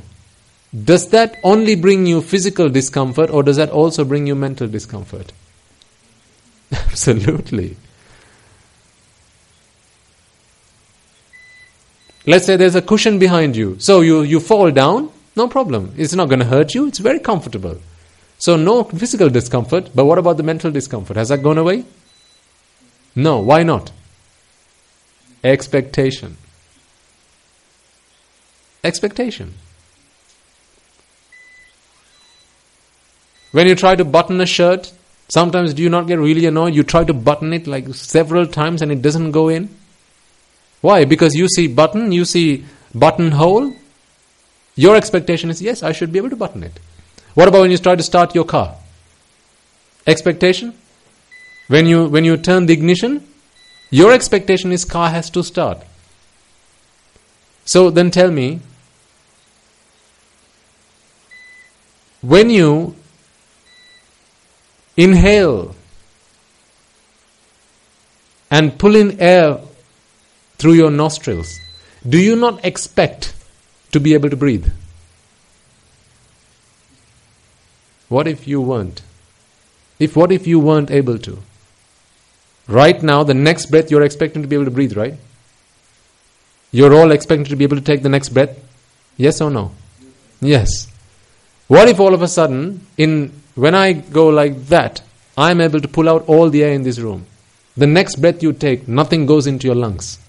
How would you feel? Would there be any physical discomfort?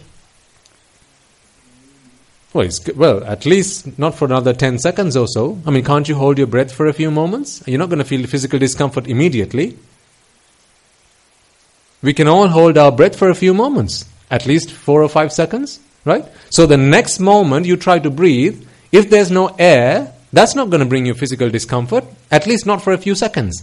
But what about the mental discomfort? The mental pain. What is the root of all mental discomfort and pain? Attachment.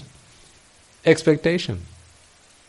So don't you see, with every breath you take, you're setting expectations? With every breath you take, you're setting expectations?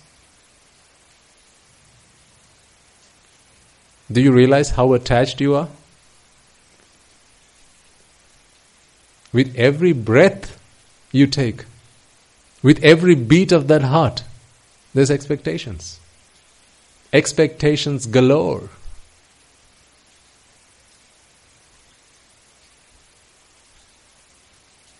Now imagine, with every thought that arises, there are expectations. Because of attachment. Because all mental suffering starts from attachment.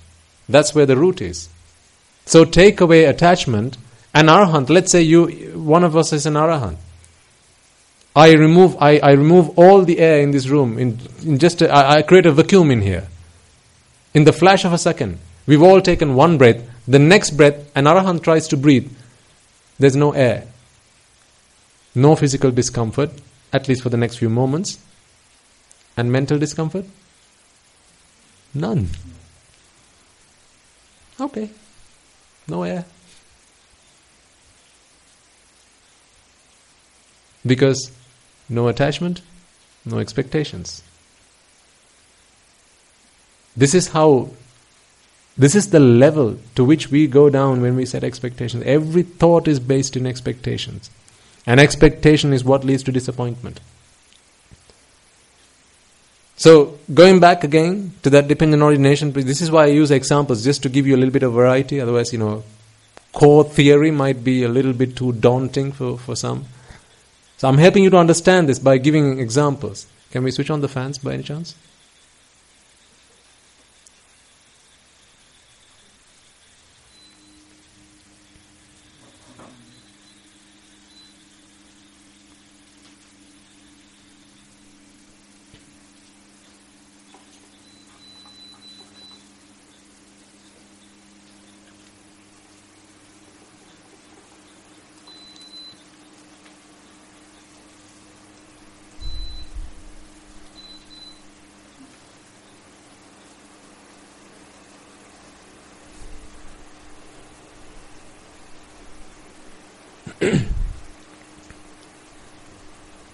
So at the moment where there was passapacchaya vedana, where there was contact and dependent on contact there was vedana, which was sensation, it was not just sensation that came in at that point. But then why did the Buddha only speak of passapacchaya vedana, vedana paccaya tanha? Why did he not speak about the other things? Because it's the vedana, that sensation which is pleasurable. That's how you experience the pleasure. And it's the experience of the pleasure that you then go on to attach to. Because imagine this. Imagine there were only 4 aggregates. There were no 5 aggregates. There was Rupa, Sanya, Sankara and Vijnana. No Vedana. There wouldn't be a problem. You wouldn't be attached. Because is it not pleasure that we are attached to? How do you feel pleasure? It's because the Vedana, that mental factor. It's through Vedana that we experience the pleasure. Not pleasure that came from the outside world. Previously there was the pain, the Vedana of having set the expectation, which was an unpleasurable feeling. Because setting an expectation itself is a feeling of uneasiness, discomfort, and that's why we like to relieve ourselves from that feeling. Remember, I often use the example of presents that are wrapped up. Like a friend brings you a gift wrapped up, and what's the next thing you want to do? Unwrap it. You want to unwrap it so you can find out what it is that your friend has brought you. So why does unwrapping presents bring you a good feeling? Expectation. It's not the present. Yes, the present might bring you a good feeling, but that's secondary.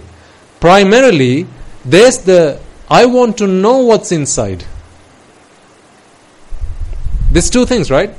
There's I want to know what the present is, and secondly, it's going to be, is the thing that has just been presented to me, gifted to me, going to be something that I like?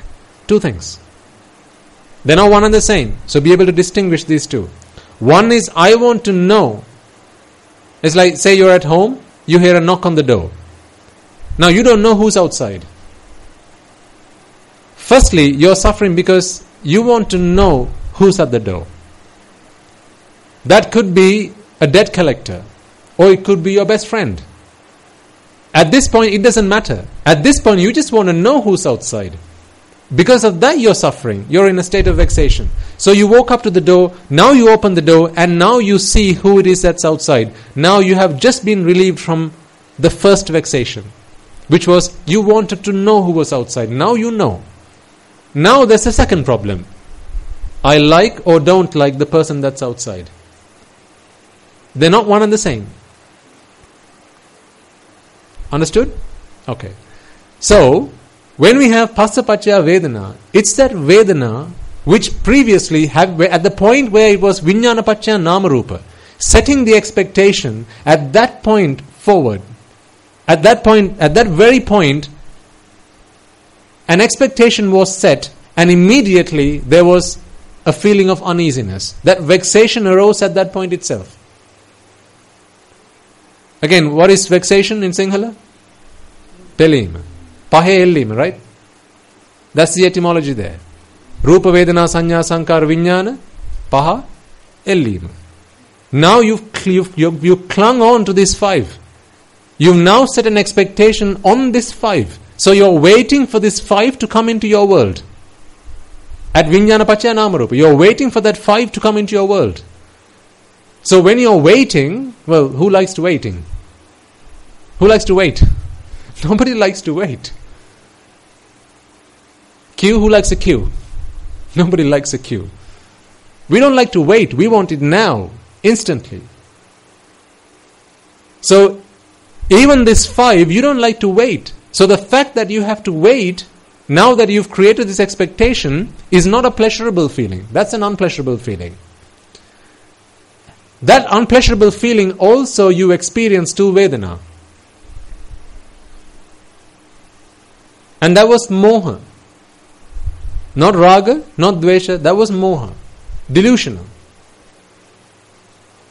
And that moha, that pelima, that vexation, now has the opportunity to be relieved.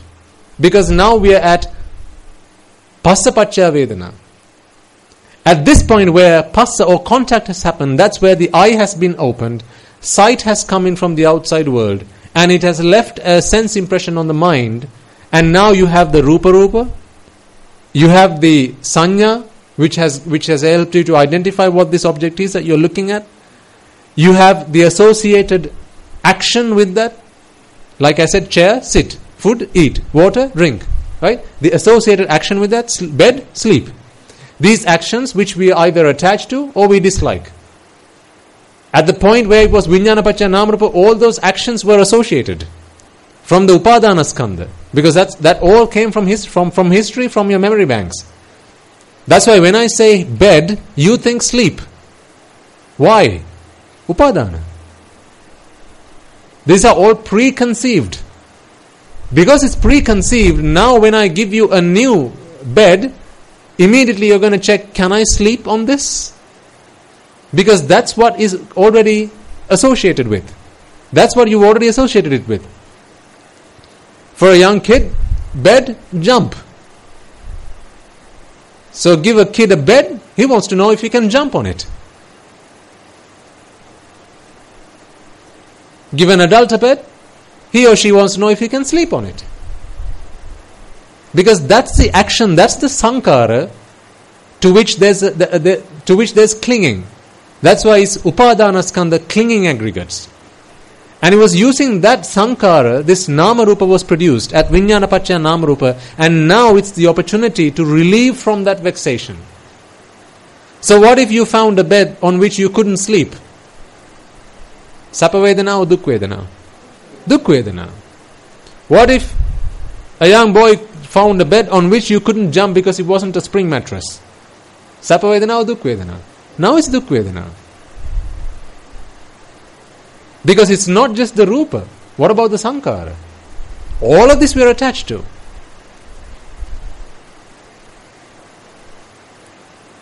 And all this because of wrong view. Either distortion in view, distortion in conception or perception, or distortion in the consciousness. Ditti, sanya or chitta vipalyasa. This is distortion. Not true, false. This is why when a young guy sees a girl, again there's rupa, vedana, sanya, sankhara, vijnana, all that there are all clinging aggregates according to this as well, expectations. Through history, through information that this guy knows about a girl. Right? This is he expects a rupa. It has to be this kind of rupa. Again, based on drishti. If a young boy grew up thinking, knowing, learning that a fair girl is a pretty girl, again it's only drishti. This is all based on view. Are there pretty girls in the outside world? No. Are there ugly girls in the outside world? No, still no. Pretty and ugly does not exist in the outside world. But a view can be given into a person, and this boy grows up thinking that a fair girl is a pretty girl. Now when you say the word girlfriend, what picture comes to mind? She has to be fair.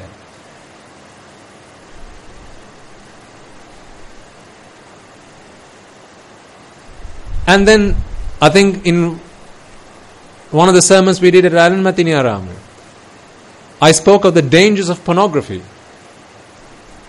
How when people go online, they go into pornography, and then now they have different expectations of what a woman should be like. Now they expect a completely distorted view. There's a completely distorted expectation. And then when young girls, young women cannot meet that expectation, now they have to go through modifications to their bodies. Changing this, that and the other. Why? Because otherwise there's no way, I'm not able to supply. My consumer has arrived at the door. He's expecting a size 8. I'm a size 10. So what should I do? Liposuction.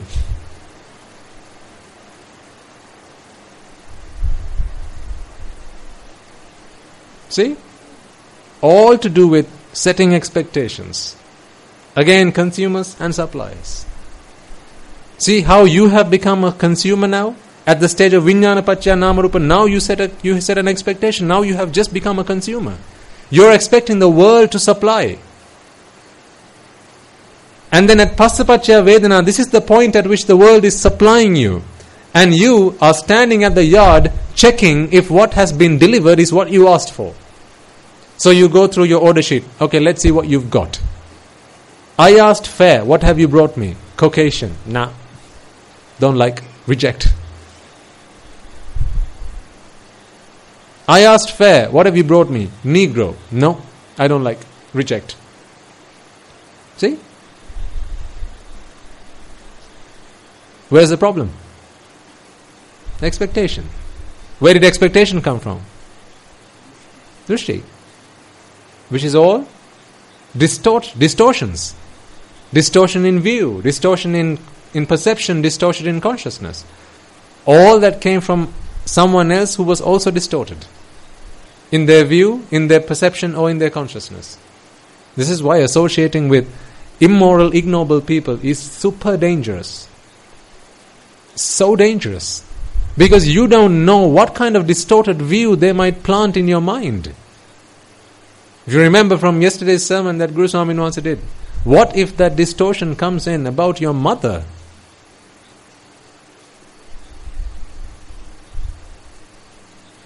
A young novice monk today came and asked for some advice. He said, Swami Nuwansa, I'm still reminded of, I think he's only 16. So you can expect these things from a 16-year-old boy. After all, they're only human beings, right? You don't become an arahant the moment you don a robe. I'm not an arahant, so I can only expect these things from them. Hormones running all over the body, and this is so it's an age of turmoil. So you have to deal with that accordingly. So he comes and asks me. He says, Swami Nuwansa, sometimes I'm reminded of the times that I used to spend with my girlfriends, he says. And sometimes when I go to the Dhanashala, sometimes women come in, young ladies, young girls come in, and I'm reminded of them. What do I do? He said, can you give me some advice, some instruction, so I can fight this battle, because I want to win this battle. I realize that this is all false. I want to win this battle. Isn't that so great of him? Parents, this is what I ask you to do in your homes. Create an environment where your son can come and tell you about this. Mothers, fathers, create an environment where your son can come and tell you, Mother, today I saw a girl and I felt desire for her. Please help me. But he's only going to do that if he realizes that desire is not a good thing. He's only going to do that if he realizes desire is something dangerous. Because for as long as he thinks desire equals pleasure, well, then he's just going to go after pleasure. Continue to go after desire. That's what he's going to do. So we have an environment like that at the monastery, and I'm so glad that we do, where young monks can come and speak to the elder monks and say, Swami Nuwansa, this happened to me, please help me. So when he said that, I said, okay.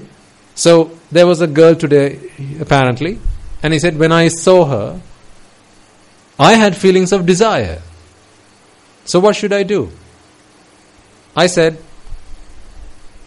there was a table that was just next to us on which someone had left a cap of a water bottle. So it was just left there. So I picked that up and I said, take this. So he took it into his hand. I said, from here on, you should always keep this cap with you. Never lose it. Guard it with your life.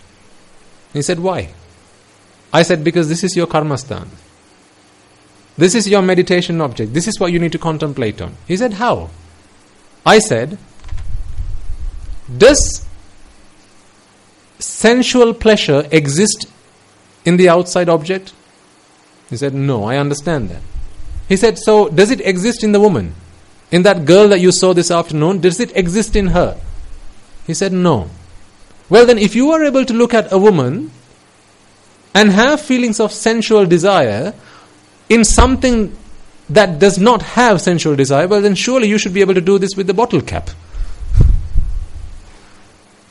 I said, you're so talented. Look at what you can do. You can look at something, a sight, which does not have beauty, and in your mind you can create beauty. How talented you are. Wow, you're a genius. It's a 16-year-old boy, so this is how I have to tackle it. Psychology all over, right? So I had a younger brother, so I've been through some of these experiences, so I know how to sometimes deal with them. I wouldn't say I know how always, but sometimes it works. So I'm learning myself through this conversation. So I said, you're a genius whereby you can look at a sight that does not have sensual pleasure as a quality, a characteristic of that object, and in your mind you're able to create it. You, sir, are an artist. You're a wizard. Wow. Like Merlin. So what I want you to do now is, if you are able to look at a woman and create sensual desire in your mind by looking at something that didn't have it, well then from now on, every moment you see that girl or any girl and feel sensual desire within you, put your hand into your pocket, pull out that bottle cap and look at it. And go, surely if I can do it with that girl, I should be able to do it with this. Because does beauty exist in the girl? No. Well, if it doesn't exist in the girl, it cannot exist in the bottle cap. If it exists in the girl, then it should exist in the bottle cap as well. So if it doesn't exist in this, then surely that's a reminder that it does not exist in the girl. So I said, don't lose it. And I made a mark on it, just in case he throws it away and finds a new one. So I said, every now and then I bump into you, I'm going to ask you, show me that bottle cap. Make sure you have it until the day comes whereby you're no longer going to see a girl and have feelings of sensual desire. Because it does not exist. All you are doing is going into a state of mental suffering, mental vexation, and then finding relief from that. It's not the girl that did it for you. If you think the girl that can do it for you, then sir, this bottle cap should be able to do it for you as well. And then I kind of made fun of it, because I wanted him to see the ridiculous nature of how he was feeling. I said, if you're looking at a girl and go, oh my God, she's so beautiful, then you should be able to look at the bottle cap and go, oh my God, you're so beautiful. Sexy bottle cap. I ridiculed him. Not him. I ridiculed Raga.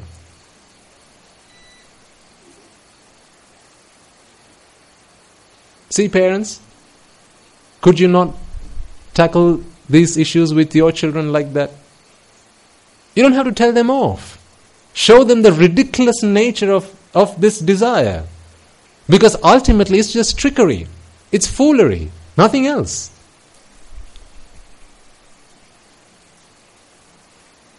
Vijnana is a magician. Show them that this is just magic. There's nothing real. There's no substance behind this. This is just emptiness. Show them that. You don't have to tell them off for it. What if I had addressed it differently? What if I had said, how dare you? A Swami Maharaj should never feel like that. Go to the corner of the room and be sorry about yourself for how you felt. Next time, he's not going to come and tell me.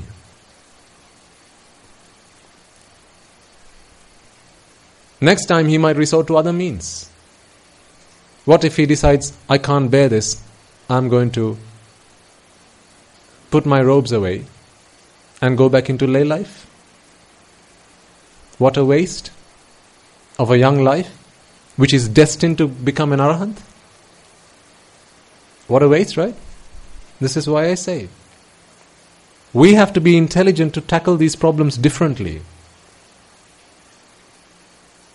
Be able to accept that your child is just the same like you. If you are a bundle of raga, dvesha, moha walking on two legs, well, what about the child you brought into this world? Surely your child is also just a bundle of raga, dvesha, moha walking on two legs. It should surprise you if your child doesn't feel desire. If he's a boy, looks at a girl, doesn't feel desire, that should worry you. Seriously. Right? A young teenage girl looks at a guy, doesn't have any feelings whatsoever. That should worry you. Someone comes and shouts at your son, says, "You dog," and your child doesn't feel anything.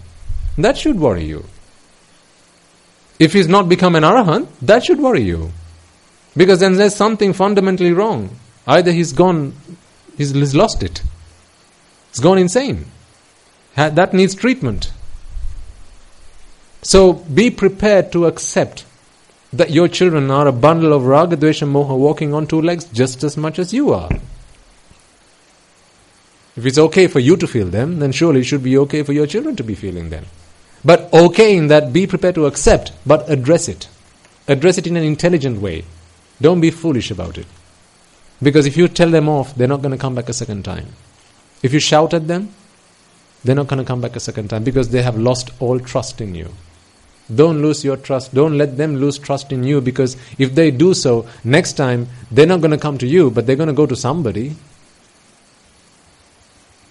And that somebody might well ruin their life.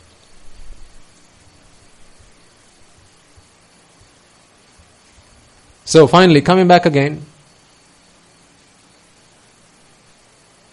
it was the relief from that setting the expectation that has brought this pleasure. And that pleasure is felt through Vedana. That's why Vedana Pacchaya Tanha in the dependent origination process.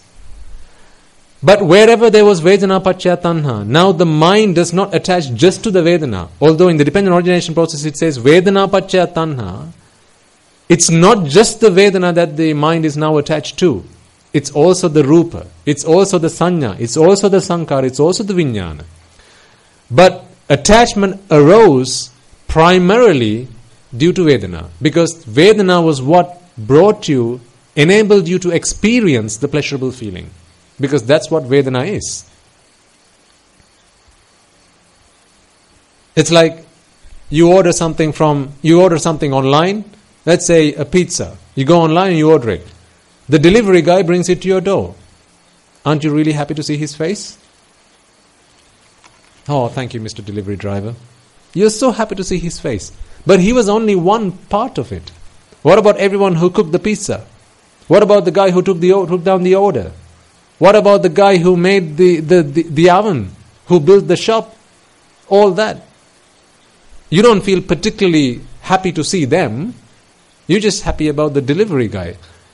Likewise, it's the Vedana that ultimately brought you that pleasurable sensation. But all the other things were involved.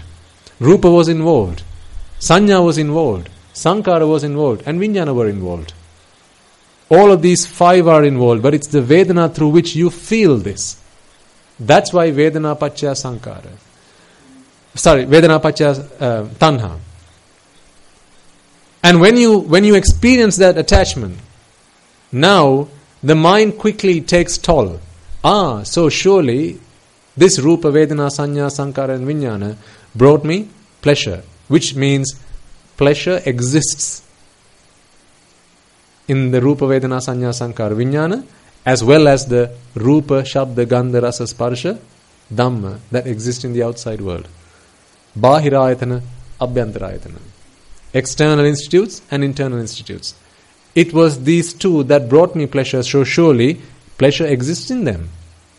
No understanding that it was the relief from vexation that is the result of this pleasure. No understanding of that. And then as soon as you experience that attachment, now upadana, moment of attachment and then continued association with that. Continue to associate. Going around it. It's like a bee flying around a flower. First it felt the smell. A bee first smelled the honey. Now it continues to fly around the flower. And similarly, this is what the mind does. Once that object came in, pleasurable feeling, attachment, and then after attachment, continued association, because this is, for as long as I continue to attach myself with this object, or this person, or this event, I'm going to be able to develop what? Self. Pleasure world. Baby, Natasha. And that's where bhava arises. This is existence. Existence of a being that is associating with that object. And then jati. Now it has come into being. It's really difficult to explain that in English. I'll continue to develop that and see how else I can improvise that. This connection between bhava and jati. That is why I used the example last week of baking a cake. Once you put all the ingredients and put the cake in the oven, now it's going through the process of becoming. And then eventually there's going to be a point at which you go, now it's a cake. That's how this bhava pacchaya jati happens. But it happens like that, in one chitta. So whatever jati came into being, now the self has been born, right? This is what this dependent origination process was for, after all. To bring forth the self, to produce the self, give rise to baby Natasha. But ultimately, if it was the Rupa, Vedana, Sanya, Sankara, Vijnana that brought us this pleasure, what's going to happen to Rupa, Vedana, Sanya, Sankara, Vijnana in a moment? It's going to pass away. And when it passes away, now the self passes away. Pleasure world collapses. And then back to Jara, Marana, Shoka, Parideva, Dukkha, Domanasa, Upayasa, Eva metasa kevalasa, Dukkha kandasa, Samudayo hoti. The Buddha says, this is how Dukkha is born. This is the process. This is the process of how Dukkha comes into your world. For someone who sees this and penetrates that veil of pleasure, the veil of pleasure is, it's Rupa, Shabda, Gandha, Rasa, Sparsha that brought me pleasure. It's Rupa, Vedana, Sanya, Sankara, Vijnana that brought me pleasure. Penetrate that. See within and realize that no, it's not that brought me pleasure. Like the example I gave you some weeks ago. When you're hungry, what is the reason for hunger, for feeling hunger? It's because, why do you feel hunger? Why do you feel hunger?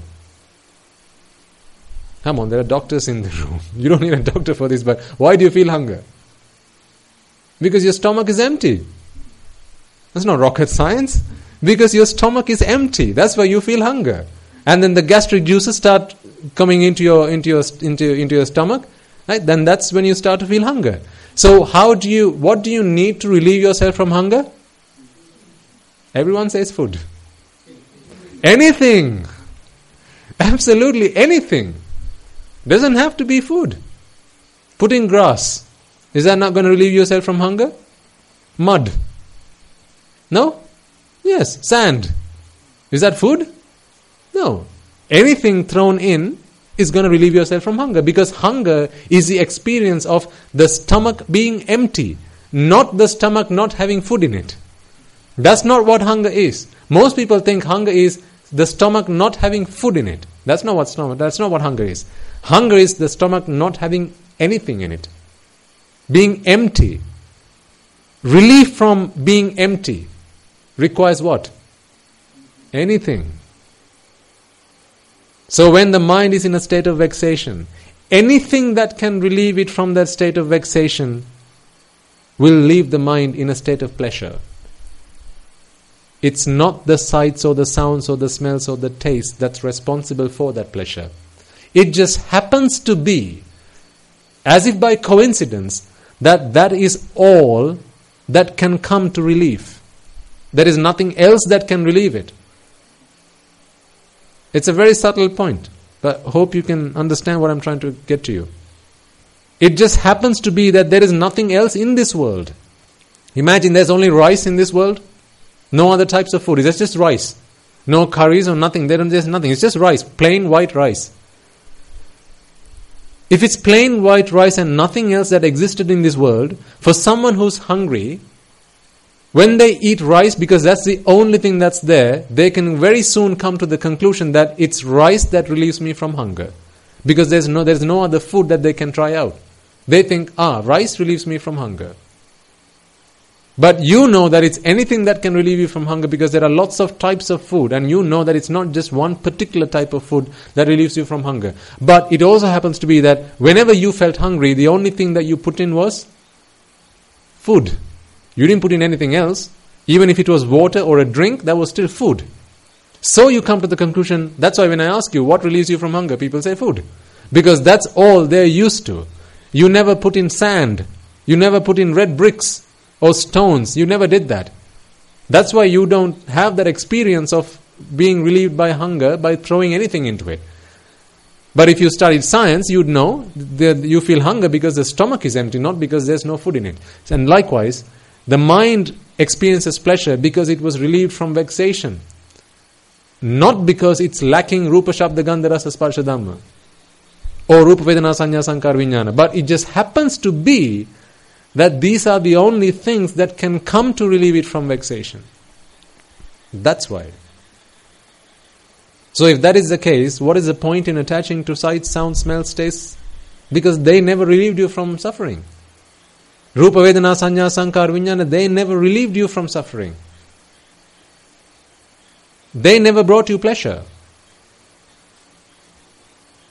Relief from suffering was the result, or rather pleasure was the result of relief from suffering. That was done by Rupa Shabda Gandha Rasa Sparsha Dhamma, sight, sound, smell, taste and touch and Dhammas. But it could have been anything. But it just happens to be that they are the only things that can come to your rescue. But it's not them that did it. Subtle point, but try and think about it and hopefully it will make sense. So, what I wanted to get across to you primarily today was, because there was a question last week at the end of the sermon, where does Rupa, Vedana, Sanya, Sankara, the 5 clinging aggregates, where do they fit into this picture? So is that clear to you now? Because that Vijnana Pacchaya Nama Rupa, when you set that expectation, remember it was a pentagon. In that pentagon you had Rupa, Vedana, Sanya, Sankara, Vijnana. And that pentagon, all 5 sides, you brought from your stores. These stores are your memory banks. And in your memory banks, you brought in the sides or the Rupa, Vedana, Sanya, Sankara, Vijnana that you were already clinging on to. You brought them, created this model, and then at Passapacchaya Vedana, although we only speak of Vedana because that is what brings us the experience of pleasure, there's all other 4 as well. So it's, if you were to expand Passapacchaya, it would be Passapacchaya Rupa, Passapacchaya Vedana, Passapacchaya Sankara, Passapacchaya Sanya, Passapacchaya Vijnana. All 5 would be there. But the experience of pleasure is through Vedana. And that is why it's Vedana Pacchaya Tanha. But all other 4 are also there at the same time.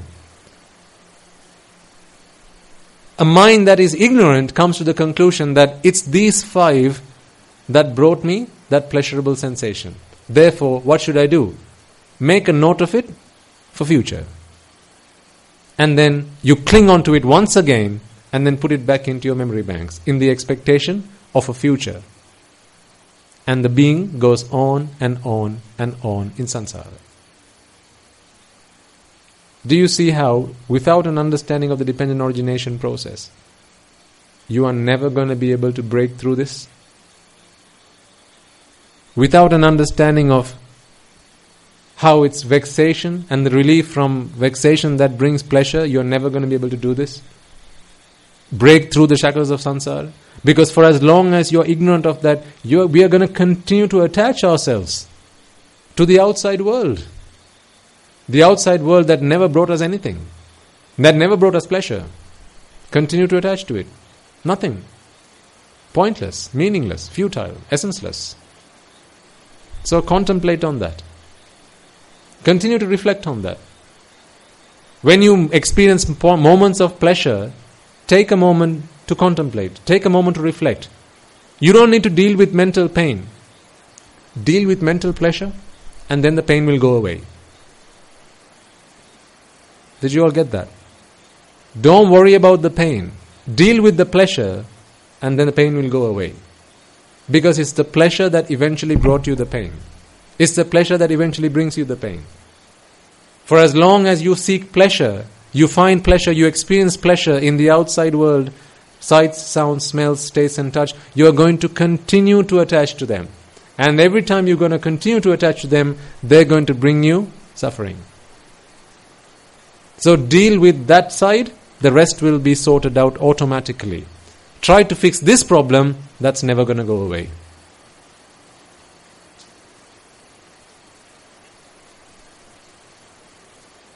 Thank heavens we found the Buddha, right? No, not thank heavens. Thank the Buddha we found the Buddha. If it wasn't for him, how would we know any of this? We'd be ignorant, continuing our journey in samsara. So, take the time, reflect. Every time you experience pleasure, you have something practical to do now. Don't just listen to these sermons and go home and it's just another day, another week, and then come back. That's pointless. Because that's not how I spend my week. That's not how I give advice to other novice monks who try to practice the path. Because we're all trying to walk the Noble Eightfold Path in the hope that we can end this journey someday. The fun is not in going on the journey. The fun is getting to the end of the journey. If walking on this path is so much fun, well, how fun do you think it's going to be at the end of this? So let's get there as soon as we possibly can. Like it's going out of fashion. Attain Nibbana like it's going out of fashion. Put out vexation like it's going out of fashion. Like there's no tomorrow. Be earnest. Put every ounce of energy you have into it. And you will succeed. There's no doubt. I always remind you, and I shall do so again finally. You are all very fortunate people. You are extremely fortunate people. I have no words to say that, to explain how fortunate you are. Not because you have come along to this sermon, but because you have received the gift of the Dhamma. You have been born in a time where the Supreme Buddha is around. There are some of you here who are about the age of my parents. But unfortunately, my parents have not been fortunate enough to receive this Dhamma. They're not interested. They seek happiness elsewhere. How lucky do you think you are? I can't speak to them like this. They're not prepared to listen. They want to talk to me. I listen. But they're not prepared to listen to what I have to say. Well, the day might come where they're prepared to. But, when I see some of you who are about the age of my mother, my father, and I think, if only my parents were so lucky. If only my parents were so fortunate. If only my parents had this opportunity. But they don't. So I feel sorry for them.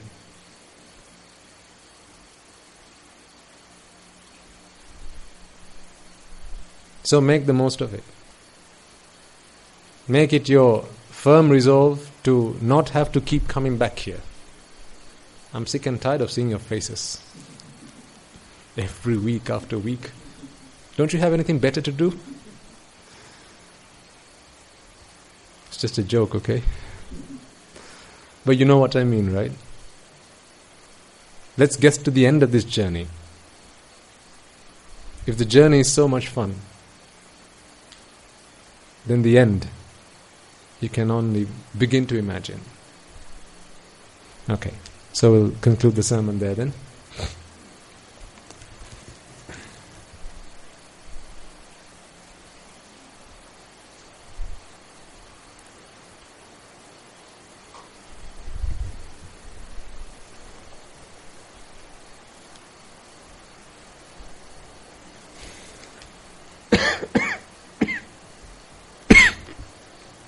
Sorry.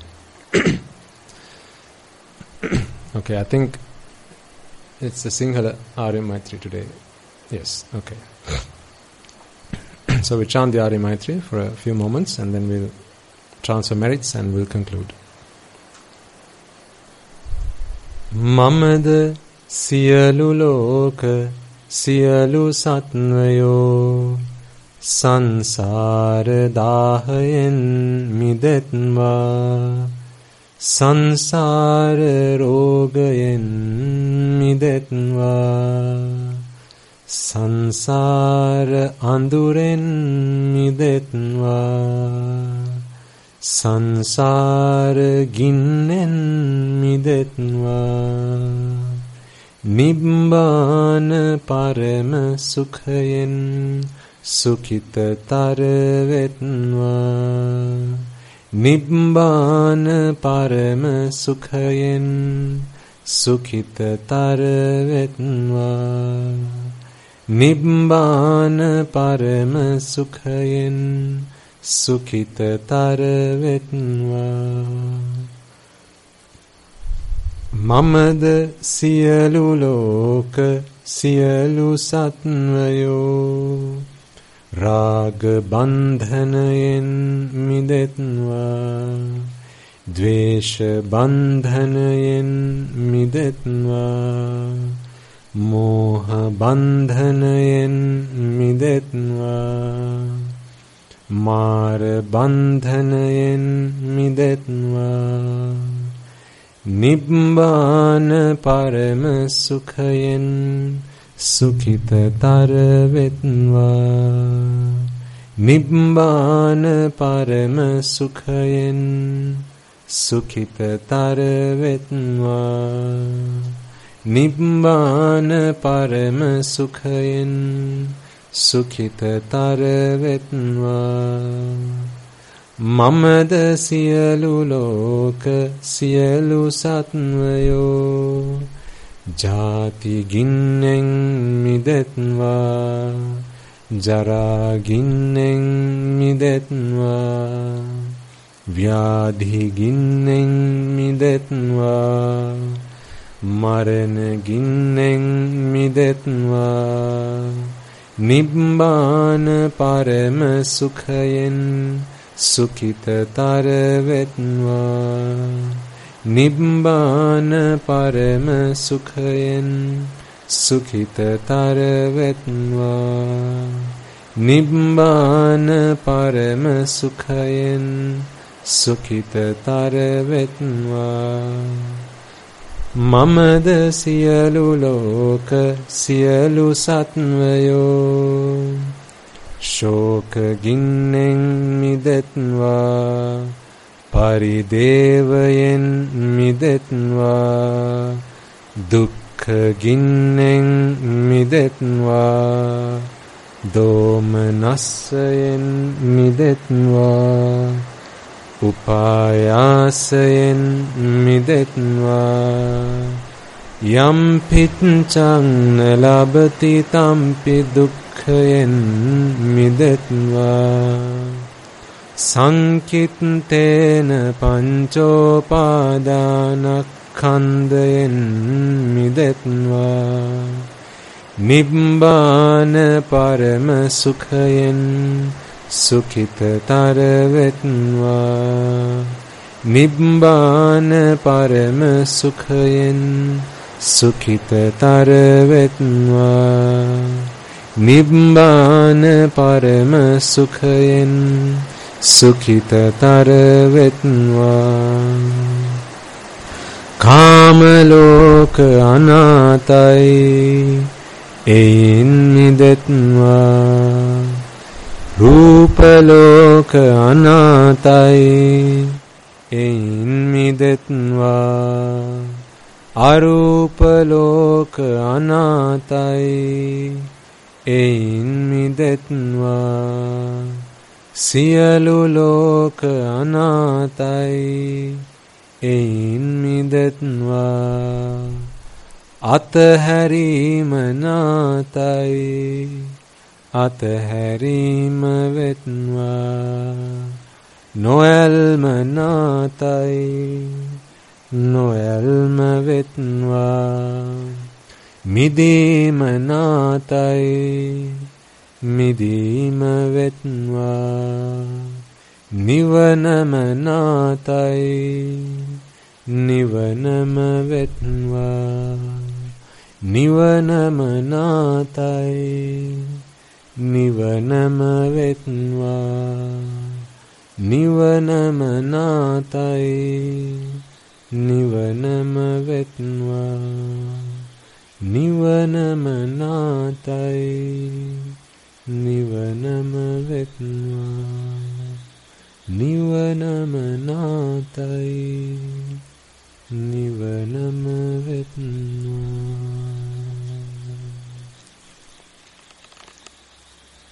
Natti me saranang anyang Buddho me saranang varang Natti me saranang anyang Dhammo me saranang varang Natti me saranang anyang Sangho me saranang varang Natti me saranang anyang Nibbānang paramang sukhang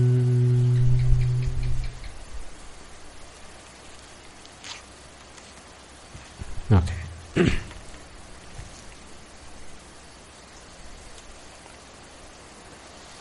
One more thing I would suggest is, parents, is find a moment in your children's daily routine for them to practice the Arya Maitreya. Even if it's 5 minutes, it's very powerful. It will do amazing wonders to them that you will not regret. Recently, a young couple contacted me and they informed me that before they had a child, they decided that we were going to bring a child into this world and offer him to the Sambuddha Shasana. Even before they decided to make a child, this was their firm resolve. But a year after the child was born, the parents found out that this child has some kind of neurological disorder. And now they were upset. They were wondering if we were still able to ordain this child in due course. And at that time I said, well, let's let time deal with this. Continue to seek medical advice as best as you can. But there was one thing that this father told with me that I found particularly, that really struck a chord with me. And he said, from the day that the mother got pregnant, every day he would sit by the mother and chant the Arya Maitreya to the baby child that was not even born. And he continued to do this every day. And then from the day the baby was born, the father and mother continued to do this for the child. And so the parents were asking me, is there anything else we need to do from our side apart from seeking medical advice? I said, no, just continue doing what you're doing. Because there are certain things that karma bring to us that we can't avoid. It's the karmas that we've done, whose rewards, whose fruit that we have to bear. But if there's any protection that you can give to your children, to yourself, the Arya Maitri is one of the best that you can find. So continue to do that with your children. Even as a family, if you can find every evening, just take 5 minutes. I know a lot of families who do that. Like Christians who sit around the table and they do thanksgiving. They say grace before they take their meals. They thank God for this food that they have received. Well, likewise, why can't we do something similar? I think all Buddhists in their right minds who have a firm resolve to attain Nibbana, even if it's just 5 minutes before mealtime, everyone get together, sit on the sofa, sit on the seat, grab a chair somewhere, do Arya Maitri for 5 minutes. Make it a routine, make it a practice every day. And then before long it will become a habit. And then the energy that you will be able to draw from that, the power that you will gain from that, those who will have done it will know. And I know there are among you those who have, and those who have come and shared with me their experiences. If you do it, then you know the power of it. If you don't, well, of course, then you don't. So do it. Okay. So with that, we'll conclude the sermon then. Before we do so, let us take a moment to transfer merits to all those who deserve the merits.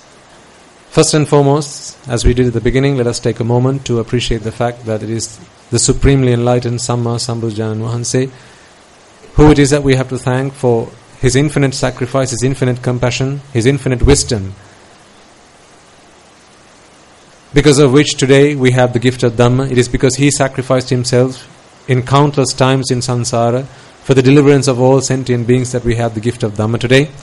And also, as well as the Bhikkhu Bhikkhunis, Upasaka Upasikas who, since time immemorial, protected and preserved the Dhamma in the form of the Tripitaka and passed it down to us through our ancestors and ultimately down to us.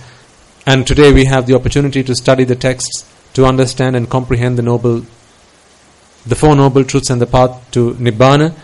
So may the merits that we have all acquired in the meritorious deed that we have done today, in not just listen to this sermon, but also in any and all meritorious deeds that you might have all engaged in throughout the start of the day, as well as offering flowers to the Buddha, lighting incense sticks, lighting oil lamps, and so on and so forth, or any and all merits that we have all acquired today. May through the power of these merits, the Bhikkhu Bhikkhunis, Upasaka Upasikas, who made it their lifelong ambition to pass down this gift of Dhamma to all for the deliverance of all sentient beings, be able to rejoice in these merits. If any of them have been born in the woeful plains, may through the power of these merits they be able to redeem themselves from those woeful plains, abstain from their meritorious deeds, fulfill the meritorious deeds, and fulfill the noble eightfold path and attain the supreme bliss of Nibbana. Sadhu, sadhu, sadhu. Also, let's take a moment to transfer merits to all the members of the Mahasangha, the Mahanayakas, the Anunayakas, as well as all those members of the Mahasangha who do an immense service towards the Buddha Shasana and to protecting and preserving the Buddha Shasana for the benefit of all beings in the present and in the future. May they all also be able to rejoice in these merits. Also take a moment to remind yourselves about the incumbent monks in your local temples and nunneries, and the nuns in your local nunneries. Although you have come along today, ladies and gentlemen, to listen to a sermon, perhaps offer flowers and so on and so forth, it is those monks and nuns who are in your local temples and nunneries who have always been by your side through thick and thin, through rain and shine. It is they who have been there to support you, to guide you, and also give you a child education in the Dhampasan and so on. So, let us take a moment to pass on the merits that we have all acquired today to them as well. May, through the power of these merits, they all be able to abstain from the unmeritorious deeds, fulfill the meritorious deeds, fulfill the noble eightfold path, and attain the supreme bliss of Nibbana. Sadhu, sadhu, sadhu.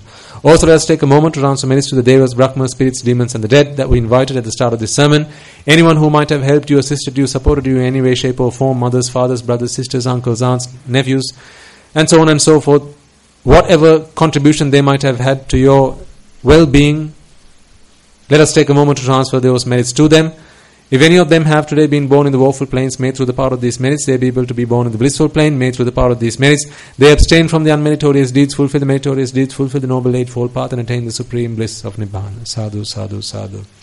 Also, let's take a moment to transfer merits to your parents who are your parents in this birth, whether they are alive today or have predeceased you, as well as your teachers in this birth, as well as in your previous births, anyone and everyone who might have been a parent to you, anyone and everyone who might have been a teacher to you. It is thanks to them that today you have grown up to be law-abiding citizens of this country. It is because of them that today you are in a situation, in a suitably comfortable situation whereby you have the freedom, you have the time, you have the facilities to be able to come along and listen to these sermons, be able to understand these sermons, the wisdom, the knowledge to understand these sermons. So let's take a moment to transfer those merits to them as well. If any of them have been born in the woeful planes, may through the power of these merits they be able to redeem themselves from the woeful planes, abstain from the unmeritorious deeds, fulfill the meritorious deeds, fulfill the noble eightfold path, and attain the supreme bliss of Nibbana. Sadhu, sadhu, sadhu. Also, let's take a moment to transfer merits to all those who made this event possible. Anyone who might have invited you to be here today, anyone who might have offered you a transport, anyone who might have taken on your burden, your responsibilities of your family, or perhaps your businesses, your enterprises, your workplaces, those who might have stayed behind just to enable you to be here today, let us take a moment to transfer merits to them as well. Also, anyone who might have offered you transport to be here today, or perhaps might have washed and ironed your clothes and offered them to you to dress yourself up just so that you can come along and listen to these sermons, or those perhaps who might have offered you a meal so that you could sate your hunger, so that you could quench your thirst, and therefore listen to this sermon comfortably in a suitable and fitting environment, as well as those who might have offered you a seat, or perhaps offered you a glass of water, or perhaps by arranging the facilities for your comfort and your listening pleasure. May they all be able to rejoice in these merits. For all those who might have predeceased us, who were in any way, shape or form responsible for or contributed to any of those facilities, any of those luxuries, any of those comforts, if any of them have been born in the woeful planes, may through the merits that we have all acquired today, they be able to redeem themselves from those woeful planes, be able to abstain from the unmeritorious deeds, fulfill the meritorious deeds, fulfill the noble eightfold path, and attain the supreme bliss of Nibbana. Sadhu, sadhu, sadhu. Also, let's take a moment to transfer merits to the members of the armed forces who fought a 30-year-old long battle in Sri Lanka, those who lost their lives and sacrificed their lives for our well-being to protect and preserve the peace and harmony of this country. Let us take a moment to transfer merits to them, as well as the members of the police force, as well as those who might have lost their lives, be they friend or foe. If any of them are looking for merits, may through the power of these merits, if any of them have been born in the woeful plane, may they be able to abstain, may they be able to redeem themselves from the woeful planes, be born in the blissful planes. May through the power of these merits they be able to abstain from the unmeritorious deeds, fulfill the meritorious deeds, fulfill the noble eightfold path, and attain the supreme bliss of Nibbana. Sadhu, sadhu, sadhu. Also, let's take a moment to transfer merits to those people who are involved and engaged in leading this country, those people who are involved and engaged in developing and cultivating this country, and those people who are involved and engaged in protecting this country, this nation. If not for them, ladies and gentlemen, you and I will have to be leading this country. You and I will have to be protecting this country. You and I will have to be developing and cultivating this country. It is thanks to them that today we have the freedom, we have the luxury of time to be able to present here today in peace and harmony, and to listen to this sermon and to develop our path towards Nibbana. So, may through the power of these merits that we have all acquired today, they be able to rejoice in these merits, they be able to abstain from the unmeritorious deeds, fulfill the meritorious deeds, fulfill the noble eightfold path, and attain the supreme bliss of Nibbana. Sadhu, sadhu, sadhu.